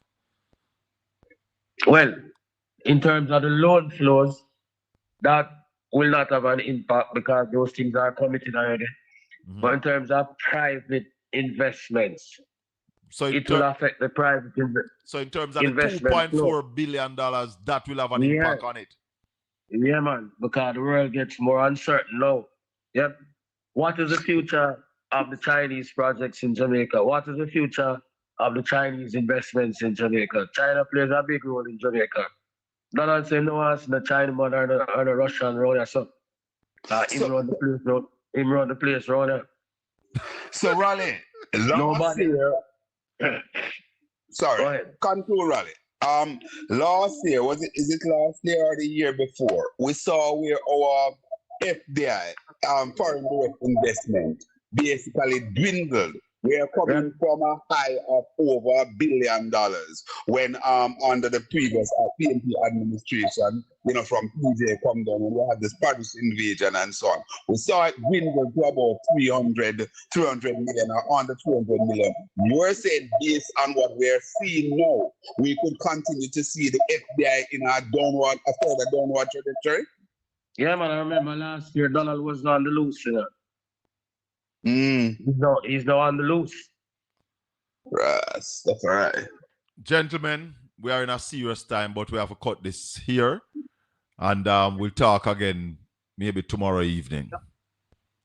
Raleigh. Yeah, man, because none of the so-called local analysts haven't done a proper analysis as to how the dollar's actions will affect investment flows in countries like Jamaica and those places. We heard Mayor Motley spoke about that it will affect the Caribbean. Okay, all right. Yeah. But I'm so local artists have spoken about that. And This is a serious matter. And we had a lockdown at the airspace Saturday coming into Friday, but we have to run. We'll talk. Okay. Blessings. All right. All the best, Colin. Take care. Blessings. Thanks very much. Heal up Pittsburgh for me. All right. Cool. Blessings. All right. Blessings. Bless up. Yeah, man. Thank you, Ralston Hyman, Conrad O'Brien. I told you earlier that we are going to be joined by the Shadow Minister of Security, National Security. We're talking to Sir Fitz Jackson. Fitz, good evening.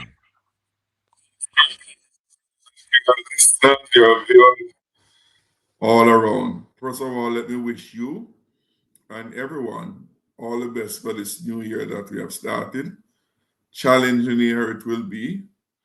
Last year was such a very devastating year for the whole country, not only those in the worst hit hurricane hit areas. Because, you know, Colin, the Jamaican family stretch very wide. And I say constituency like mine in Portmore, that was not affected in any significant way. In fact, minor if any damage. Our relatives, family members in Western Jamaica that was devastated. So the impact, though not directly, has been quite indirect for many of us Jamaicans. Thank you for joining us, Sir Jackson. We have a lot of things to talk about as it relates to national security in Jamaica right now. A lot of people are concerned, and let's just go there first. A lot of people are concerned with the increase in police killings over last year period. I think we had about 319 killings this year, or 311. Yeah, the number keeps rising daily. It's hard to kind of keep track of the last one. And then we have 13 since the beginning of this year. Speak to us about that. Well, you have said it, Colin. The number is alarming. I've said it publicly before. I'm really reiterating the position. That's not just of myself, of the opposition and many Jamaicans. The number you quote almost resembling the number of persons that are killed. The murder rate that we welcome its reduction. But when you look at that number, the number of people being killed by the police, it is reasons for concern, strong reasons for concern. And for that reason why we ask, and we would want to see very thorough, independent investigation as to the circumstances and to establish, you know, is it really as it is reported? We hear quite often that alleged gunmen attack the police, attack the security forces, they return fire, and those persons died. Look, is it that the criminals have gotten more stupider than they were before to be taking on the security forces and meeting their demise in the way that is reported? If it is so, we'd love to see some evidence to support that rather than a mere claim and an allegation. We can't build a lasting, safe, peaceful, cohesive society when large segments of the society feel threatened by those who are sworn to protect them. That's not the way to build a country. It is a way to try to enjoy some statistics, but you can't push people away in the process. And that is the concerns we have. We were just in a discussion about body cameras, MP. And one of the things is that we are not seeing a push from the government for body camera. Where is the opposition as it relates to body camera worn by the police?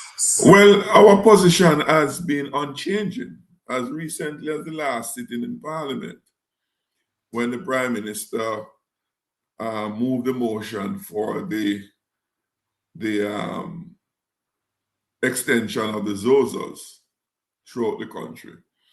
I raised that point on behalf of the opposition. And what we got from the Prime Minister is how should I, a rhetorical scratch record response.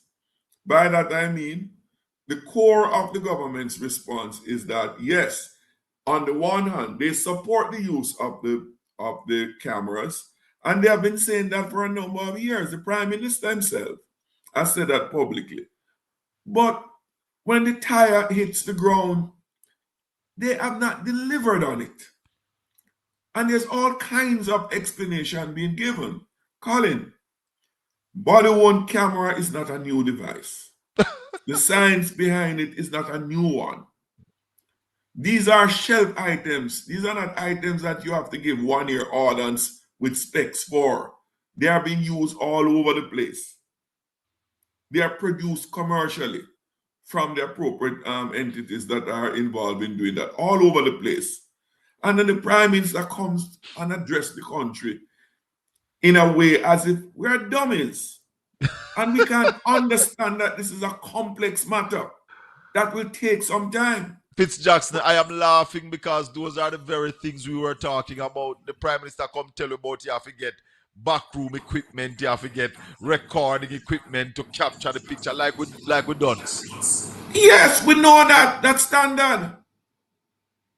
And it is available. And it's available. So it leaves persons like myself and many others, perhaps you are included in it too, to want to believe that the government, stroke the JCF, has no real interest in having them operational, in place and operational. The other thing that I would want to know too, while these hardware facilities are being put in place, what will be the protocols for the operation of these body owned? Because it's one thing to have it, Colin. How you use them is another matter.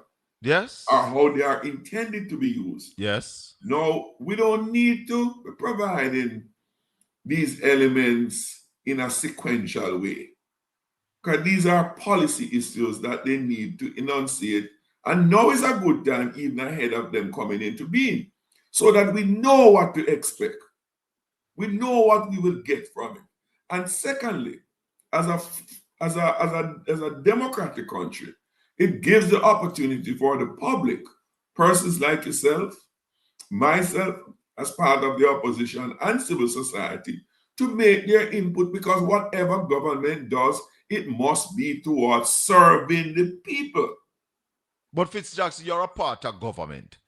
Would it be fair for me to think, and I am of the opinion, that certain permission have been given or certain command has been given to the police by the political directorate for this action to be going on, and we don't see the government really pushing and demanding that body cameras be worn? And I am of the opinion, as a regular citizen, that the government have no interest in seeing the police wearing body cameras.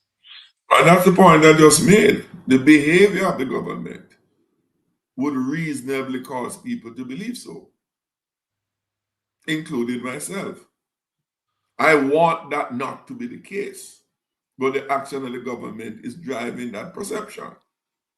What is the role of the opposition and a part of the government sitting in the parliament to enforce things like these, to get policies like these in place? Colin, I beg of you, when you're going to frame the question in the way that the opposition is a part of the government, you have to be a bit more precise than that.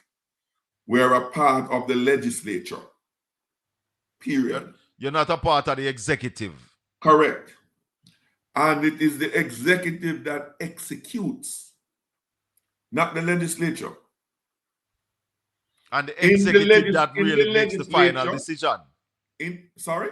The executive also makes the final decision. Correct. So I don't want you to just bundle the opposition in the government of the JLP as being jointly responsible for what we're talking about. That is furthest from the fact. And you know, and many Jamaicans know, and I am coming to the, over the years of this government, I come to realize that if you want something good not to happen, don't make the opposition say it. Because once you say the government not going to do it, is that correct?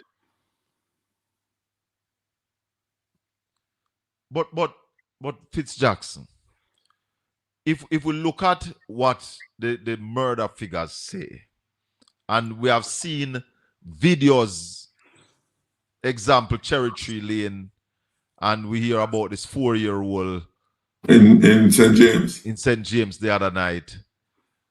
Some of the killings are really questionable. Even the Cherry Tree one, we haven't gotten any answers to as yet either.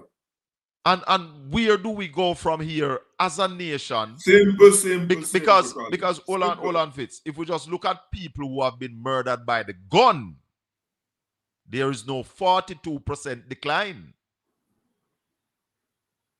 It's a matter of who killed them.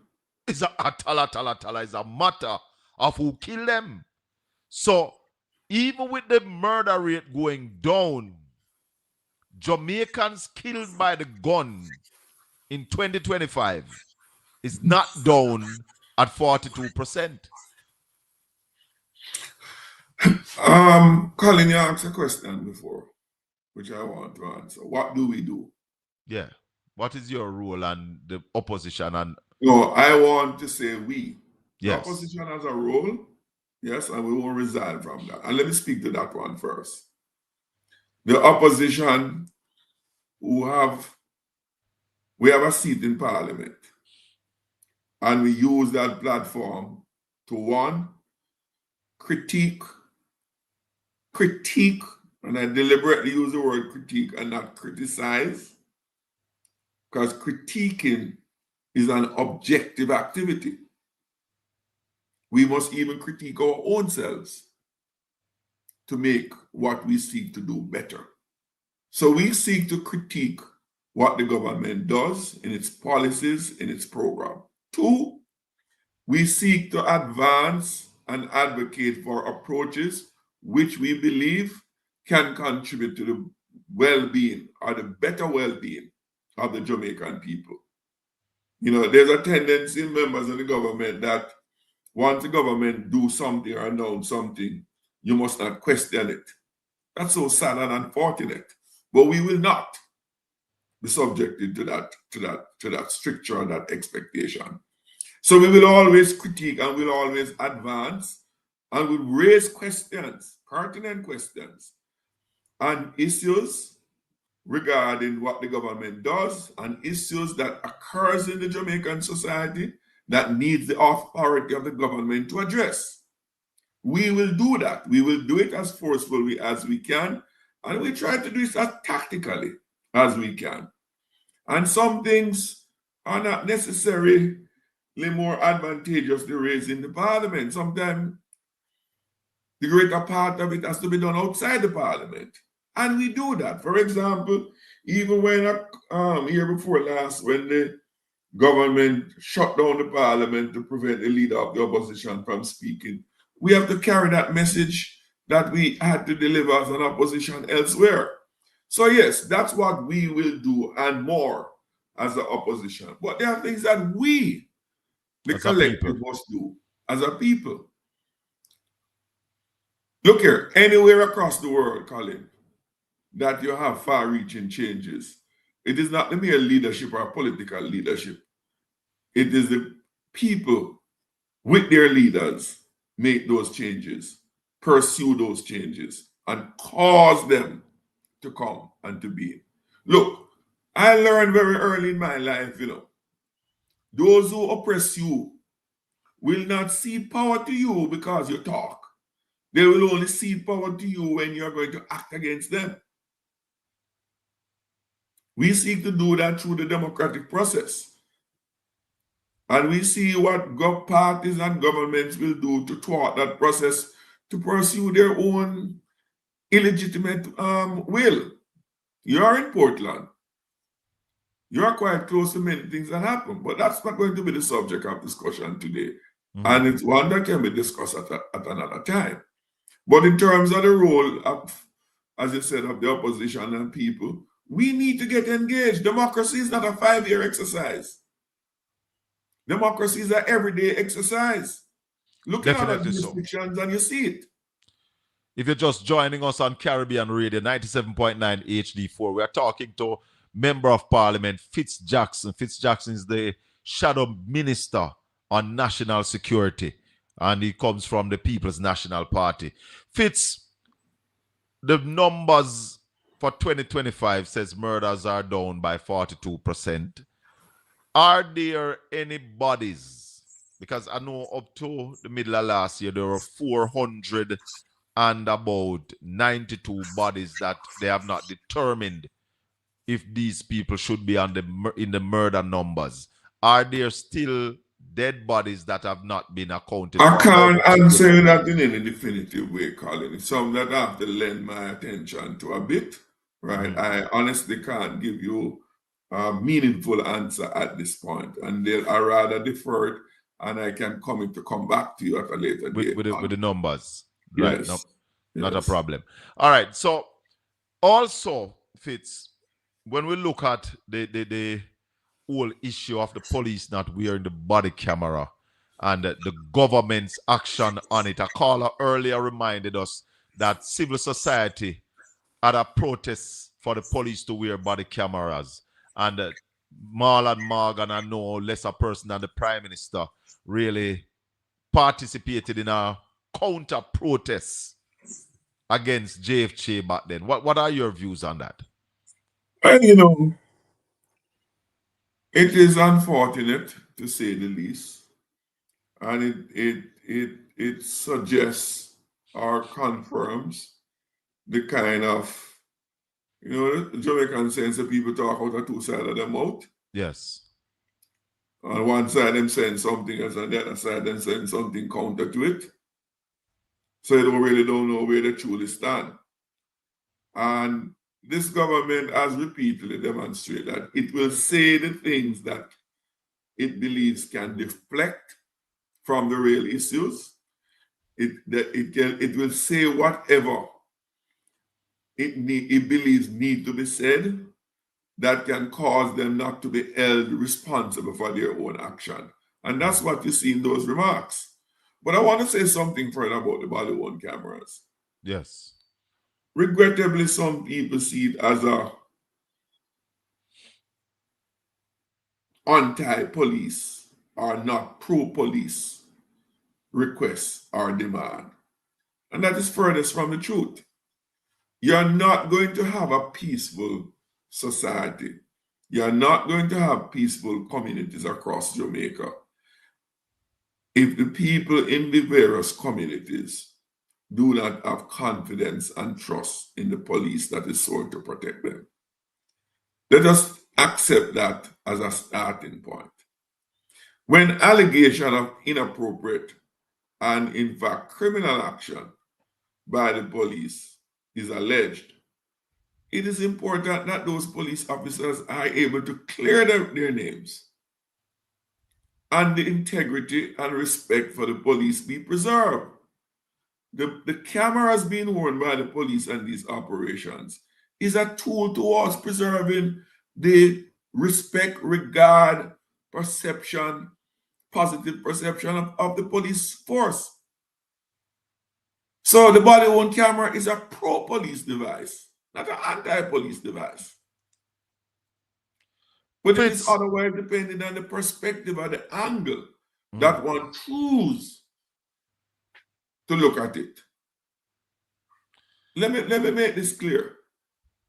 I think the overwhelming majority of the police force are well-intentioned, decent persons.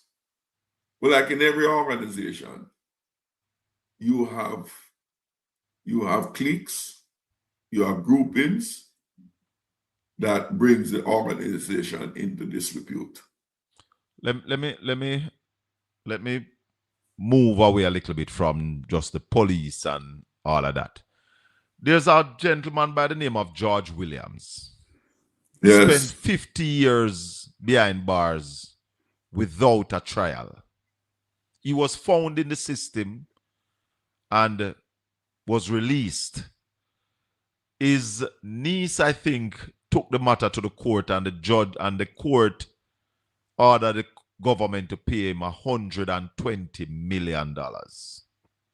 The government is now appealing the decision. Appealing that decision. First and I of hear, all, let me just finish. I hear that they are offering him $6 million. First, is there any truth to that offer? And what are your views on the whole situation? I don't know about the truth. I read about the matter in the media, as you described it. So I was aware of it from there. And I was aware of it from before, because it's not new in the public domain.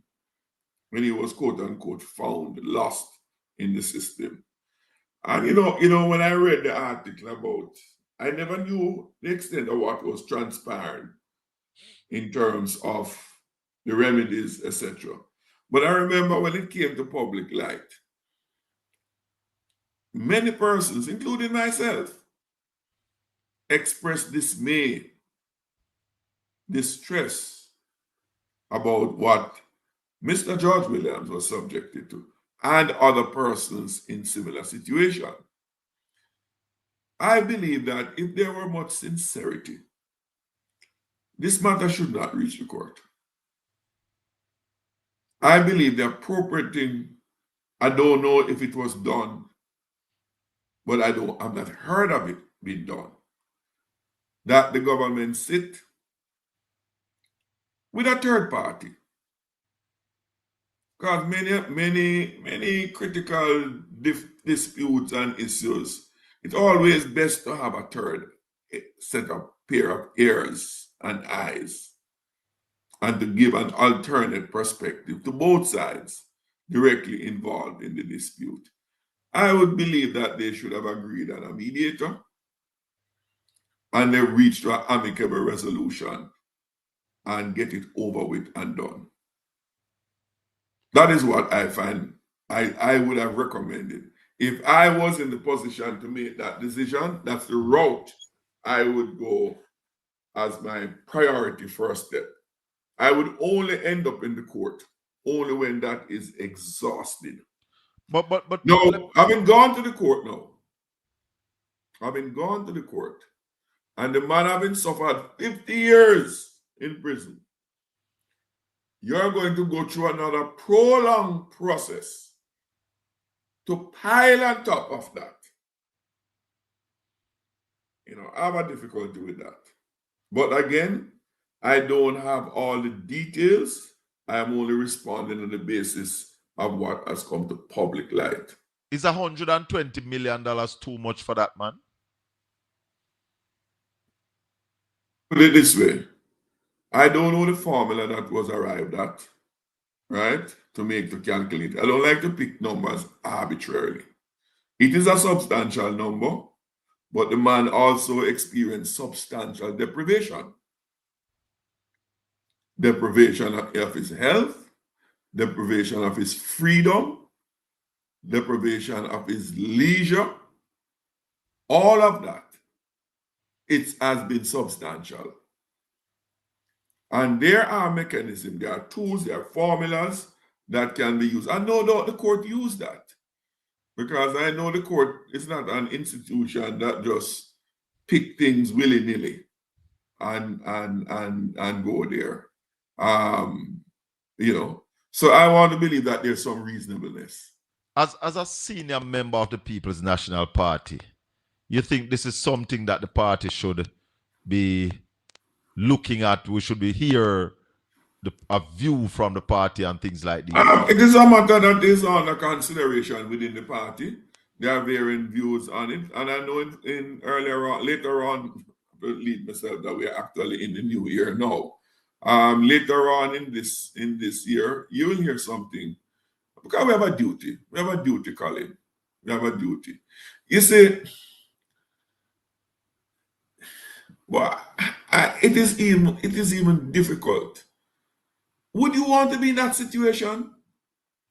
Would you want the relatives of yours to be in that situation? To spend 50 years behind bars, never got a trial? It's wicked. And you are not convicted of anything? It's wicked. But, you know, I'm going to make a statement now, and I know it might not go down well with some persons in the legal profession.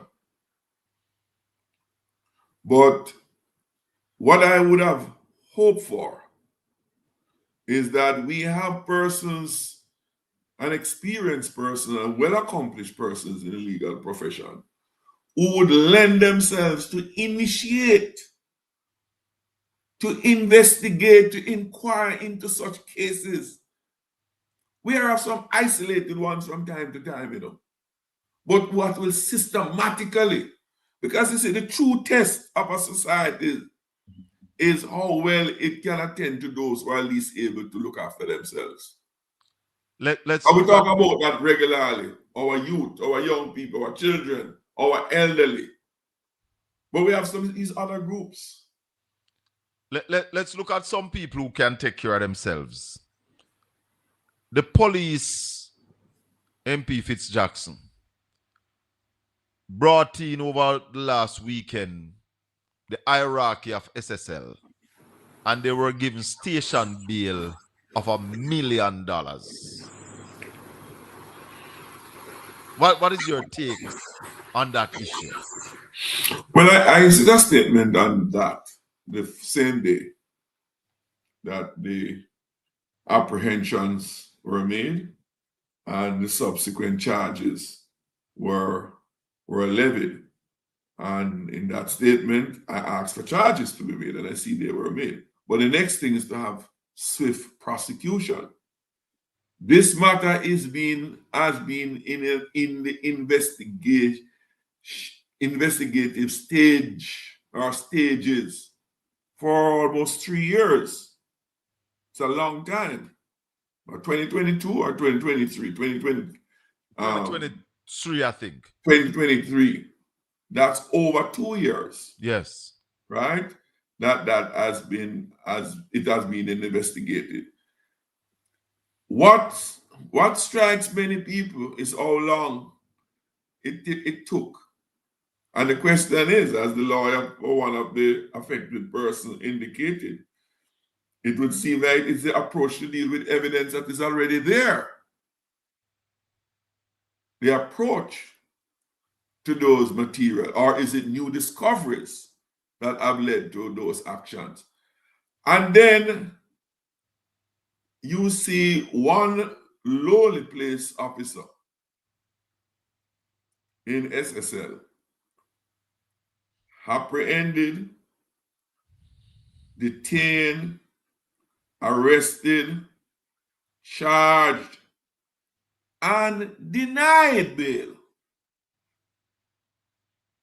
And the question asked, is she, after all this time, the only one responsible for the billions of dollars that have been lost? And if not, who else, and why no other arrests being made and such arrests treated in a similar way? You can't, you know, I hear the argument being made by many, and people have a reasonable basis. Is it that depend on where you are where you are on the totem pole? You are treated differently. And that's why I started the question about people who now can take care of themselves, because it looked like two different Jamaica. As the Shadow Minister of National Security, I was speaking to a large section of the diaspora right now. I mean, the radio station we are on in Florida covers the largest area in Florida as any one radio station. What do you say to people who are saying that there are two Jamaica? One for the very wealthy, maybe even three. But Colin, that I respectfully, And you are my friend. It's a rhetorical question. You are seeing. You are the people's I'm seeing what representative. You seeing. sit in the Colin, House of Representatives. seeing, You're a legislature. Yes. But that don't mean I'm not seeing the same thing that you are seeing, and you are seeing what I'm seeing too. But how do we fix this, Fitzjackson? What do we say to people who are despondent about all of this and are worried? Well, you know, we have a government, and we have one government at a time. The buck stops somewhere. The buck stops one place. And you know where it stops. And I know where it stops. But as I said earlier on, ultimately the power lies with the people. One, and two, the power can be exercised by the people. It's not only at election time. What are you suggesting? That we can always act. I said to a friend of mine, you know, once we know what the problem is, don't let us keep on talking about the problem. Let us now agree on the action that we are going to take on the basis that you are prepared to act too. Because, Colin, the naked truth, you know, many of us are not even prepared to speak. And even some who are prepared to speak are not prepared to act. And as I said earlier on, or I may have said elsewhere, those who have the authority that is used against the people is not discomforted by how much we speak. They are discomforted by what we do or seek to do. The only time they are discomforted by what you talk about is to the extent that that talk is going to lead to action. But so long as it don't lead to action, you can talk for as long as you want. The people I've become a bit reluctant to talk. The people of Jamaica say there is no better. I just saw the thing set. No, Colin, don't bring that to me. No, don't bring that to me. They said I just hold on, Fitz. Hold on. They said I just saw the thing set. No better, no there. And on December 3rd, they return a prime minister whose statutory filing has not been certified and who made about 10 other people under investigation for illicit enrichment. So them said the thing, I just saw the thing set. No, I saw the thing set by some people. I saw the thing set by some people. And those people are the minority. And the majority hugging it up. The majority hugging it up. And want us to believe that it can be better. Because those who are benefit, there are people benefit from what's going on now, you know. How it is going on in the Colin. I am sure. And they don't want it to change.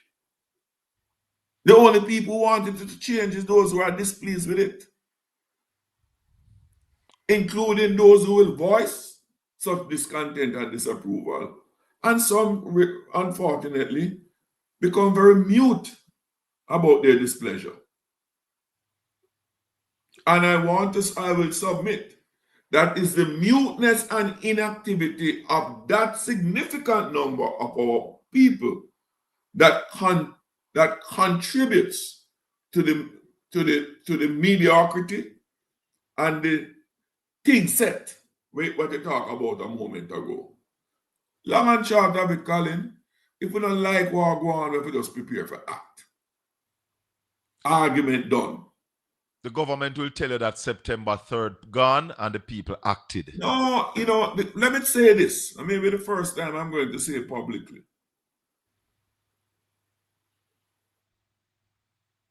The government of the day, their legitimacy is in question. Hello? What you say? How so? A legitimate government is one that is fairly elected. Without the active engagement to have people either express their will as they wish or denied to do it through other means. I'll say no more about that now. But I will tell you that many in the Jamaica Labour Party knows that. Are you saying that they didn't win the election fair and square? In many instances. Not in all seats. But in a lot, you are saying in more seats that would cost them to lose the election? Yes. Colin. Jamaica is a small place. Yes. Yes. A small place. Everybody know one another. And if me don't know them directly, me know my friend who know them. Or my relative who know them. As it applies to all of us. Yes. Right? So, you see, even our judicial system, when you go to a court doesn't determine that somebody's innocent, It more so determines whether you are guilty or not. Not guilty don't mean innocence, True. Not guilty mean that enough evidence was not presented to cause you to be convicted for what you are accused. We're talking to Fitz Jackson, Shadow Minister of National Security, right here in Jamaica. You're listening to the Colin Bell Show, live on Caribbean Radio, 97.9 HD4. Continue, Fitz. Yeah, that's what a court does. So move from the court, the laws, the court system, to the bigger court in the public. Many things happen. And if the evidence and the witnesses are not coming forward to testify of what they know of what take place, it doesn't mean it never take place. Even the police will tell you there are certain criminal acts that are committed and they can't lock up anybody and the DPP can't prosecute anybody because you don't have the witness who are willing to come forward, though we know the act took place. So why only one case in court right now? Well, for the same reason I just stated. People not coming forward. They tell you what happened, but they're not coming forward. No, Colin, that's level. If you induce John Brown to do something, and that inducement is in breach of the law, and that person is a beneficiary by virtue of the inducement which is provided, right? But that inducement allow you to achieve what you want, and him achieve what you want in that what you give him in the form of the inducement. Yes. You think we're going to incriminate himself? No, and I'm not going to give him friend neither. Exactly. Not even give him freedom because him commit a breach too. Yes. Right. So let us stop play funny games. But say, where is the evidence? But with all of what we have heard, where you hear, me hear, where everybody hear, how then does the PNP win another election in Jamaica? Always win election based on the conviction of the people. We have always been a people's party from its inception to now. And it goes in waves from time to time. Yes. Our biggest power is the power of the people. And that's the reason why we will continue to stay with the people, even in unfortunate situations like what happened on September 3rd last year. And we have had other episodes like those in the past. It's not the first time.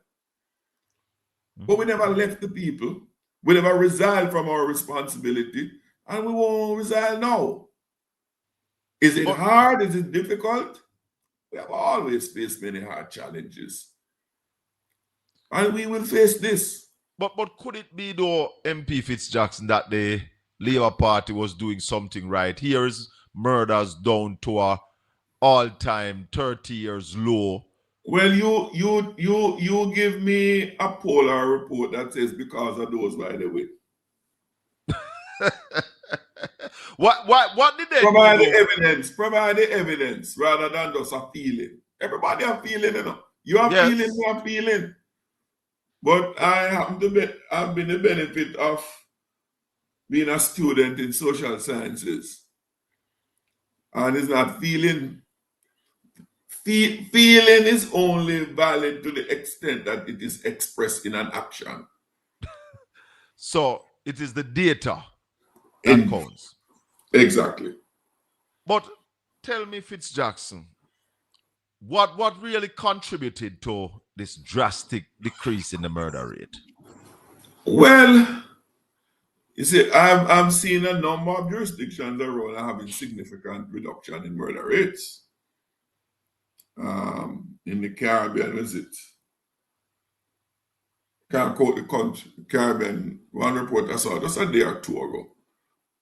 In the US, many cities in the US, not just the US as one homogeneous body, but in various high crime cities across the US, we've been having reduction. I'm studying that myself to have a better appreciation, but you can't use, those are only indicators. You have to use your own data, and there's no known local data to give that answer which you're asking. And it's a pertinent question, because if you don't understand what caused it, then you don't know how to properly treat with the matter to achieve the sustainability that you desire. And every time we talk about reductions in murder, I'm at pains to remind policymakers and the talking people. One question I would want to see a survey done, a real scientific survey, with the reduction of murders as reported. Is it that people feel more comfortable to go out there and walk at the street at nights? Is it that more people feel comfortable to leave their windows and doors open?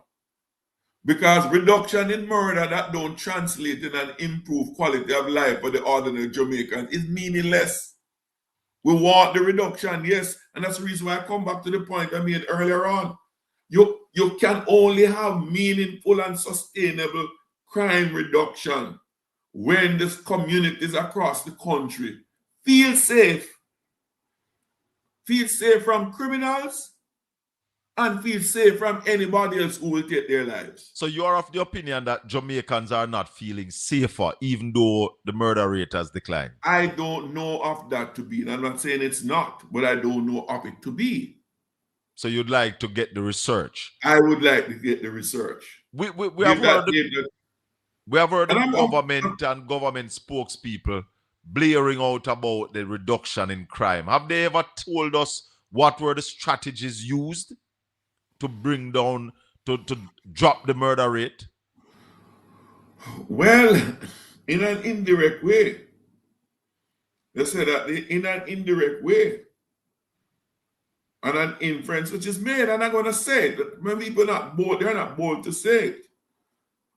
Or the high number of killing people who have been killed by the police, I want to believe is what they are pointing to why you have the reduction. So logical conclusion, kill more people, crime will go down. If the police kill more people, crime will go down. That would be the logical conclusion. If there's a correlation with more people being killed by the police, result in greater reduction in crime, then you want greater reduction and kill more. No, I'm just saying that is logical reasoning. We would love to ask. Come back to the question you asked. What caused the reduction? Yes. Which is a very pertinent question. I would love to ask the government. What caused the reduction? What caused the reduction in crime? Yes. We want to hear the reasons from the government. What caused the reduction? Because you see, government have to operate in a deliberate way in its policies and in its strategies. It has to be deliberate. Do this to get this. Otherwise, a guesswork is going on. It's a hit and things. Try this, try that, and see what happens. And when that is the case, it's hard to ensure reliable reduction. So you pose a good question, Colin. And it's not your question. It's not really your question.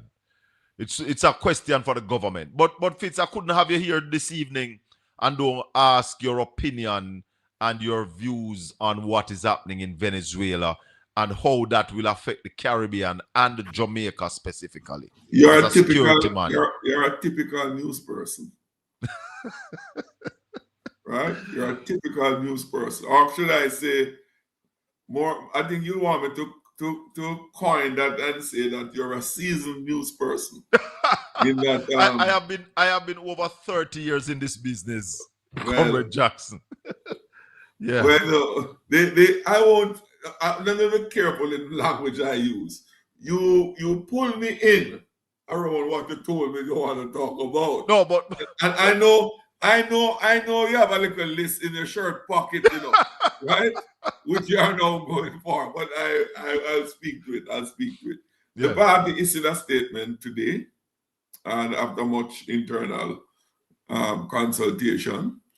And it really, there's nothing new in the statement because it reflects the long-standing position of the People's National Party. We believe in the rule of law, right? You can't talk about the rule of law internal to your society, but external to your own society, lawlessness or operating outside of the ambit of prevailing laws, you breach them. There is no way, nowhere where it can be substantiated that international law was respected, was followed in the matter. And the actions, whoever it happens to be, is secondary. You see, the reason why we have laws and we have systems is to bring about some predictability, some reliability in what people do or don't do. Once you go outside of that, then anything can happen to anybody. That is it. And today for me, today for you, tomorrow for me. And small countries like us are more vulnerable because we can't defend ourselves. Far, far more. We rely upon principle. We rely upon the adherence to agreed principles. And to follow the laws. Principles which inform the laws that we subscribe to. So that is our position. It's regrettable, not just in Venezuela, that any other country. And it reminds me of what happened in some other country that have some similarity to Venezuela. Panama, Grenada, but Iraq. In this area, and Libya. There are some in this area. Yes. So it is not something to celebrate. And as I said a moment ago, today for you, tomorrow for me. And, it is unfortunate. It is unfortunate to say the least. Let's face it, many people, America to a great extent is an extension of many societies, including Jamaica, for a variety of reasons. Economy-wise, family-wise, right? I don't think you can find a Jamaican who don't have a relative that lives in the U.S. True. With our cousin, our uncle, our niece, our siblings, or what have you. So we are not removed. And there are many other countries in the region too that falls in a similar situation to Jamaica. And by extension, I believe it will color how they respond. I am also of the opinion, Fitz, that this might even affect the PNP a little bit more. Venezuela has been good to the Jamaican people under PNP administration. We can remember Petrocaribe, we can remember Venezuela selling us a debt of $3 billion for $1.5 billion. Well, Jamaica has been a beneficiary, not just of Venezuela, but the recent governments of Chavez and Maduro. The last one you referred to was on the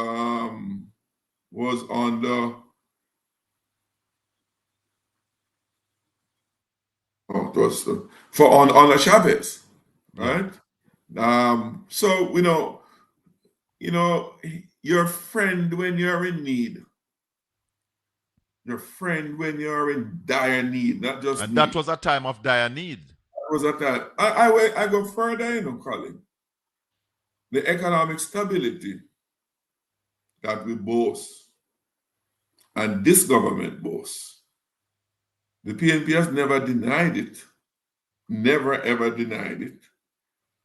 that what we have been able to achieve from 2012 under the Prime Ministerial leadership of Portia Simpson Miller and the economic leadership of Peter Phillips, which laid the foundation for more reliability in our economic stability, is in a major, major way a result of the Bolivarian government of Venezuela. When we were remember we were at a time when nobody wanted to even lend us $1. Right, when we were expelled from the multilaterals. Well, I even go as far as I don't want to lend us $1. I wouldn't even want to talk to us about borrowing, lending us $1. Much more to literally lend. And to get us out of that situation, it was Venezuela. And so for me personally, it is hard to turn your back on somebody who rescued you when you're drowning. It's hard. And me personally, and many of us in the PNP and many other well-thinking Jamaicans, we struggle with that. And that has nothing to do with the commentary about the government of Venezuela. Right. It's about what they have been to us. Yes, yes. What they have been to us in our dying moments. No, a time of desperation. Indeed. When So we 2011 we were locked out. Yes. And those are not opinions. And anybody, and I know there are some people who love to talk, but that's a fact that is irrefutable. Yep. It is irrefutable. Jackson, the new year has started. As Shadow Minister of National Security, speak to the people of Jamaica going forward as we wrap up this interview. My fellow Jamaicans here and abroad, all across the world, we have had a very challenging 2025. Foremost amongst it is the hurricane that devastated in the worst ever way we have ever seen in Jamaica lives. And our whole economy has been turned upside down. Growth, inflation, life just hard for many people. Yes, life is not so bad for some. But a true society is determined or defined by one that can best or seek to assist those who are least able to fend for themselves. As we go into 2026, let us pull together, deepen our resolve to make this place a better place, if not for all of us, but for the most of us. I'm confident that we can. We have overcome many hurdles in the past, many struggles, many difficulties, and this one we can. And on behalf of the People's National Party, I give the undertaking that we will remain committed, resolute in defense and of the interests of the Jamaican people, and to advocate for those things that can advance their interests. I did say finally, but you mentioned something in your wrap-up there about the hurricane. What are your views on the government response to relief of Hurricane Melissa? Real quickly, Colin, I think the manner in which the government has dealt with the hurricane before it started, during, and immediately after is equally is as terrible as the hurricane was. This is one of the first hurricanes we had the longest advance notice of the extent of it. I was hearing 4 or 5 days before it's going to be a Category 5. Even my own constituency in South St. Catherine in Portmore, the preparation for in terms of providing necessities that would be needed, like blankets, cots, and so forth for shelters. The day before the hurricane, nothing was there.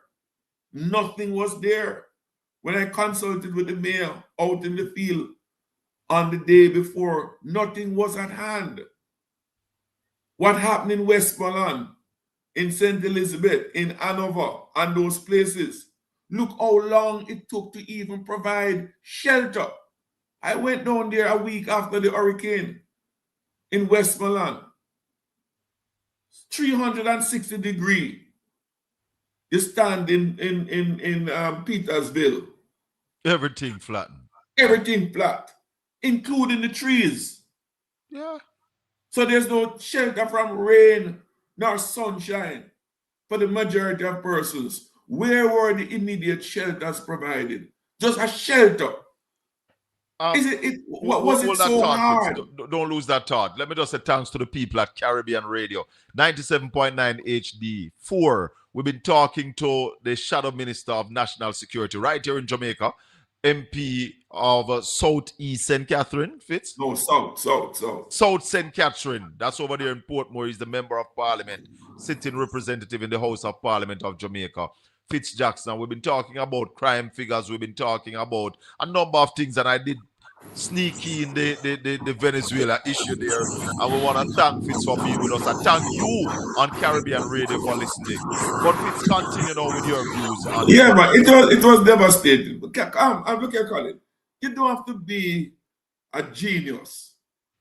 If you expect devastation, because that's what comes with Category 5. Yes. Where were the mass tents within a week, if not days, to just provide basic things like shelter? Every school in the area would have had a building that one you could put. What we haven't spoken much of. We have organized with private groups from overseas that come in and help with some things. But in an hurricane, is the authority and resources of the government. I hear some people talking about what the opposition do. as if we are the government. Exactly. How we should be parallel to the government. What resources do we command? The government command the national budget, not the opposition. Talk to me. The government could provide the state authority to get loans, to borrow money, to mobilize funds, to deal with mass expenditure. There were no plans. And weeks after the press conferences, they want to cause people to believe that everything was hunky-dory until 2-3 days after, when the people begin to speak and people begin to visit the scene and realize that what is happening on the ground and what you're hearing from press conferences, there was a ocean between them. And the government was deliberately trying to paint a picture that everything was in order and everything was under control. The government was doing everything furthest from the truth. That is what was most painful about this hurricane. That those who were in desperate situation, the authority of the state, authority of resources, and they will say all that they want to say, and they come to Parliament and say, and I sit there and I listen, but I know what I see out there. And you ask the MPs from those areas. That is a mismatch between what the government say from Jamaica House press conferences and what the thousands and thousands of people on the ground are experiencing. That is the dishonesty that prevails in the management of this both the pre and the post hurricane. You're a parliamentarian. There's a crisis on the land. Should Parliament be on break at this time, Fitz Jackson? Or shouldn't Parliament start this week? Colin, this government don't like Parliament to meet. And number two, if Parliament meets, it only wants the government to speak. And that is evident. That is evident. You know that, and I know that, and the whole world knows. So let me ask you something, Fitz Jackson. But that is a sign of an autocratic or disposed government. That only thing that people hear is what they want, they tell them. They say that what we know is what they teach us. Exactly. And then we are so ignorant that every time they try to reach us through political strategy, they keep the people hungry. Fitz Jackson, the government want to build container houses. We are of the opinion that we can use Jamaican block, Jamaican cement, Jamaican gravel, Jamaican sand, Jamaican workmen, and we should have built houses already. We have seen private people build house, put people in since the hurricane. The government has not built one house. What do you have to say about that? Well, on the first part of the question, in an emergency, there's a multiplicity of solutions. I really personally don't believe, my own personal opinion, that there's any one method. I think it's a combination of different ones that are achievable and achievable in the shortest possible time, because the scope of it is beyond what any one system can adequately deliver in a reasonable time.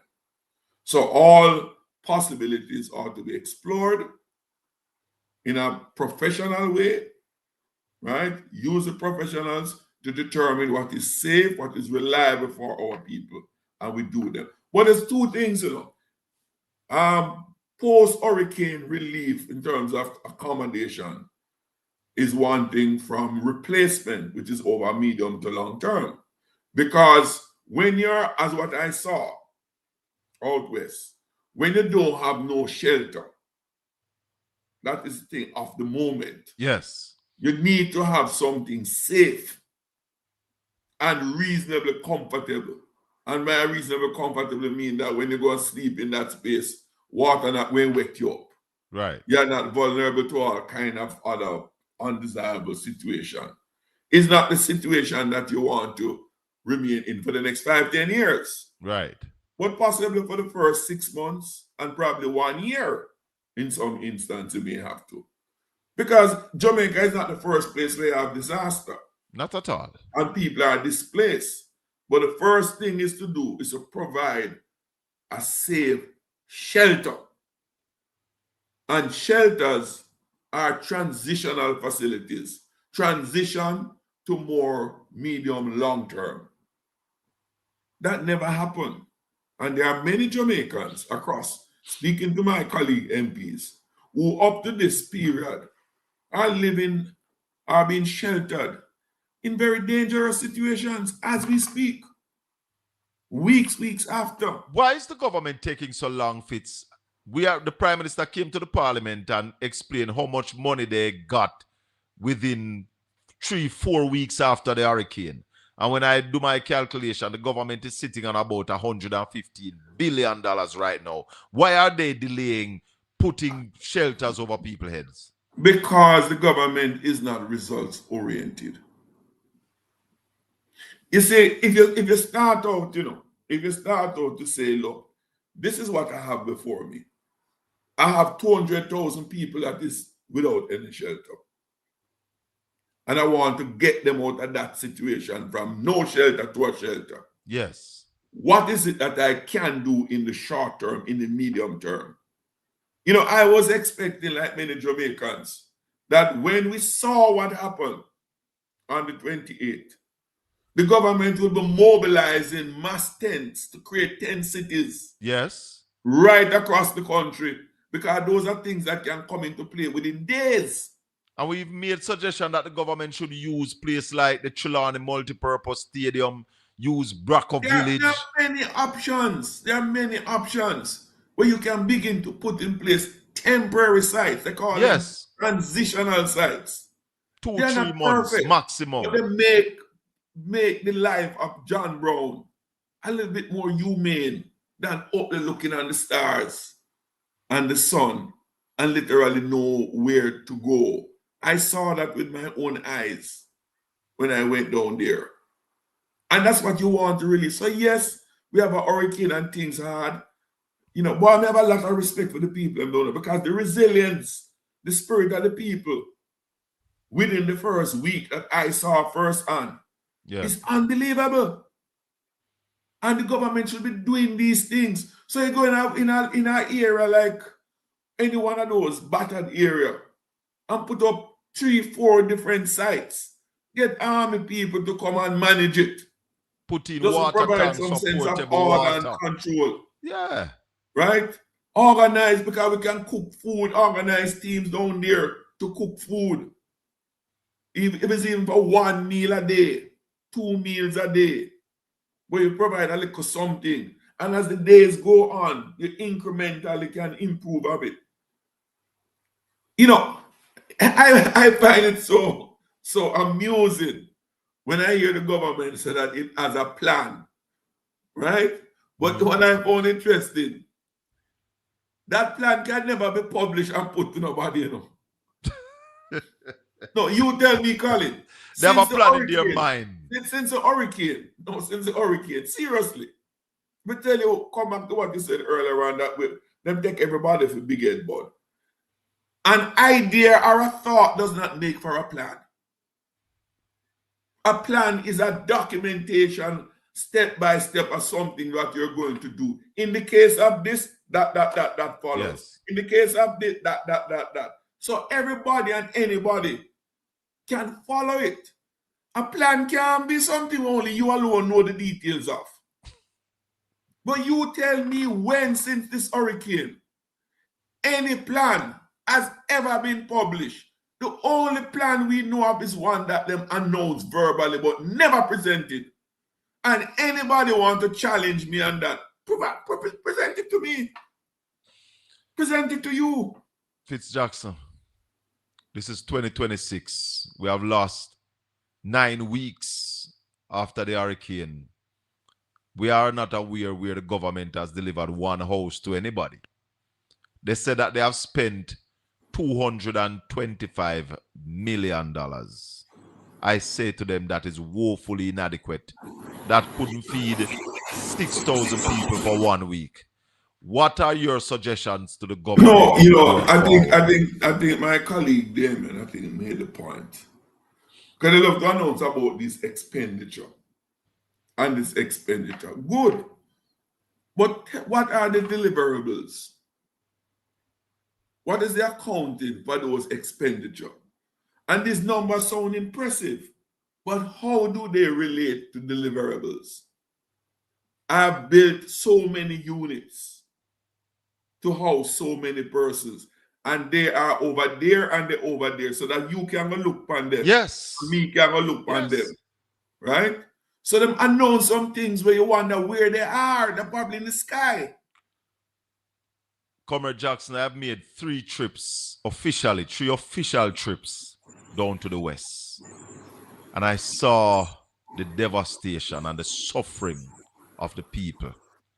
And I believe that honestly, we have one of the wickedest government in life. The Jamaican government is not short of money to assist the people in the West. However, the assistance is not coming. And yet we get these arguments. We're doing this and we're doing that. What is it that you are suggesting and looking forward to within just the first quarter? What you're doing and what you have done. Just point us to them so we can look I'm asking you though. And what else you're going to do. What are your expectations for the first quarter? By today and the end of March, what do you expect to see as it relates to the hurricane relief for the people, so much what I expect. In the West? It's not so much what I expect, is what I hope for. I wouldn't elevate it to expectation. Because that would be drowned in a great amount of naivety. Right? But my hope is that the thousands of persons who are unsheltered, are in substandard shelter, would have a reasonable amount of quality shelter that can last them for another 6 months or a year, while more long-term solutions are pursued. We don't want to make good the enemy of perfection, as they say. Yeah. We don't want to be caught up in what is ideal, and we do nothing while people are suffering and enduring great hardship every day that passes. So let us treat with some urgency, bring in some civility, some humanitarian disposition to providing shelter. Just shelter. You imagine you get up on the street side out in the open without any shelter over here from the sun, from the rain, morning, noon, or night. But those of us who are not in that situation can't see the urgency of it. It's only a notion, but it's not a reality for us, and we can't appreciate them. And that is kind of sad, because it confirms that we have lost some of our humanity. Yes, yes. Definitely. And that's what I want to be restored in 2026 going forward. Restored, preserved, and built upon. That is what can go towards making Jamaica a quality country. By the deeds, not just in mere pronouncements. Fitz Jackson, thanks for the time, my brother. All the best for 2026. God bless you. Same to you and your family, your listeners right across the globe. One love. Take care. Viewers, subscribers, that was MP Fitz Jackson. Want to thank him for the time. Thank you for staying with us for an extended time. Wow, 3 hours and a half marathon. Thanks to Conrad O'Brien. Thanks to Ralston Iman, Ed Boy, big up yourself. All the people in the chat room. I see you going on. Yeah, man. I see you in the chat room. Respect and thanks. There is a slight doubt about tomorrow evening. I'm not sure. We might not be on tomorrow evening. There's a meeting that I have to attend. If it is on, I'm not sure it's still on, but we'll let you know. But thanks, everybody. May the good Lord continue to bless and keep you. Make his face shine upon you and be gracious unto you. The Lord lift up his light and give you his peace. Until we meet again, blessings. Portland Spice TV ambassadors, big up on yourself.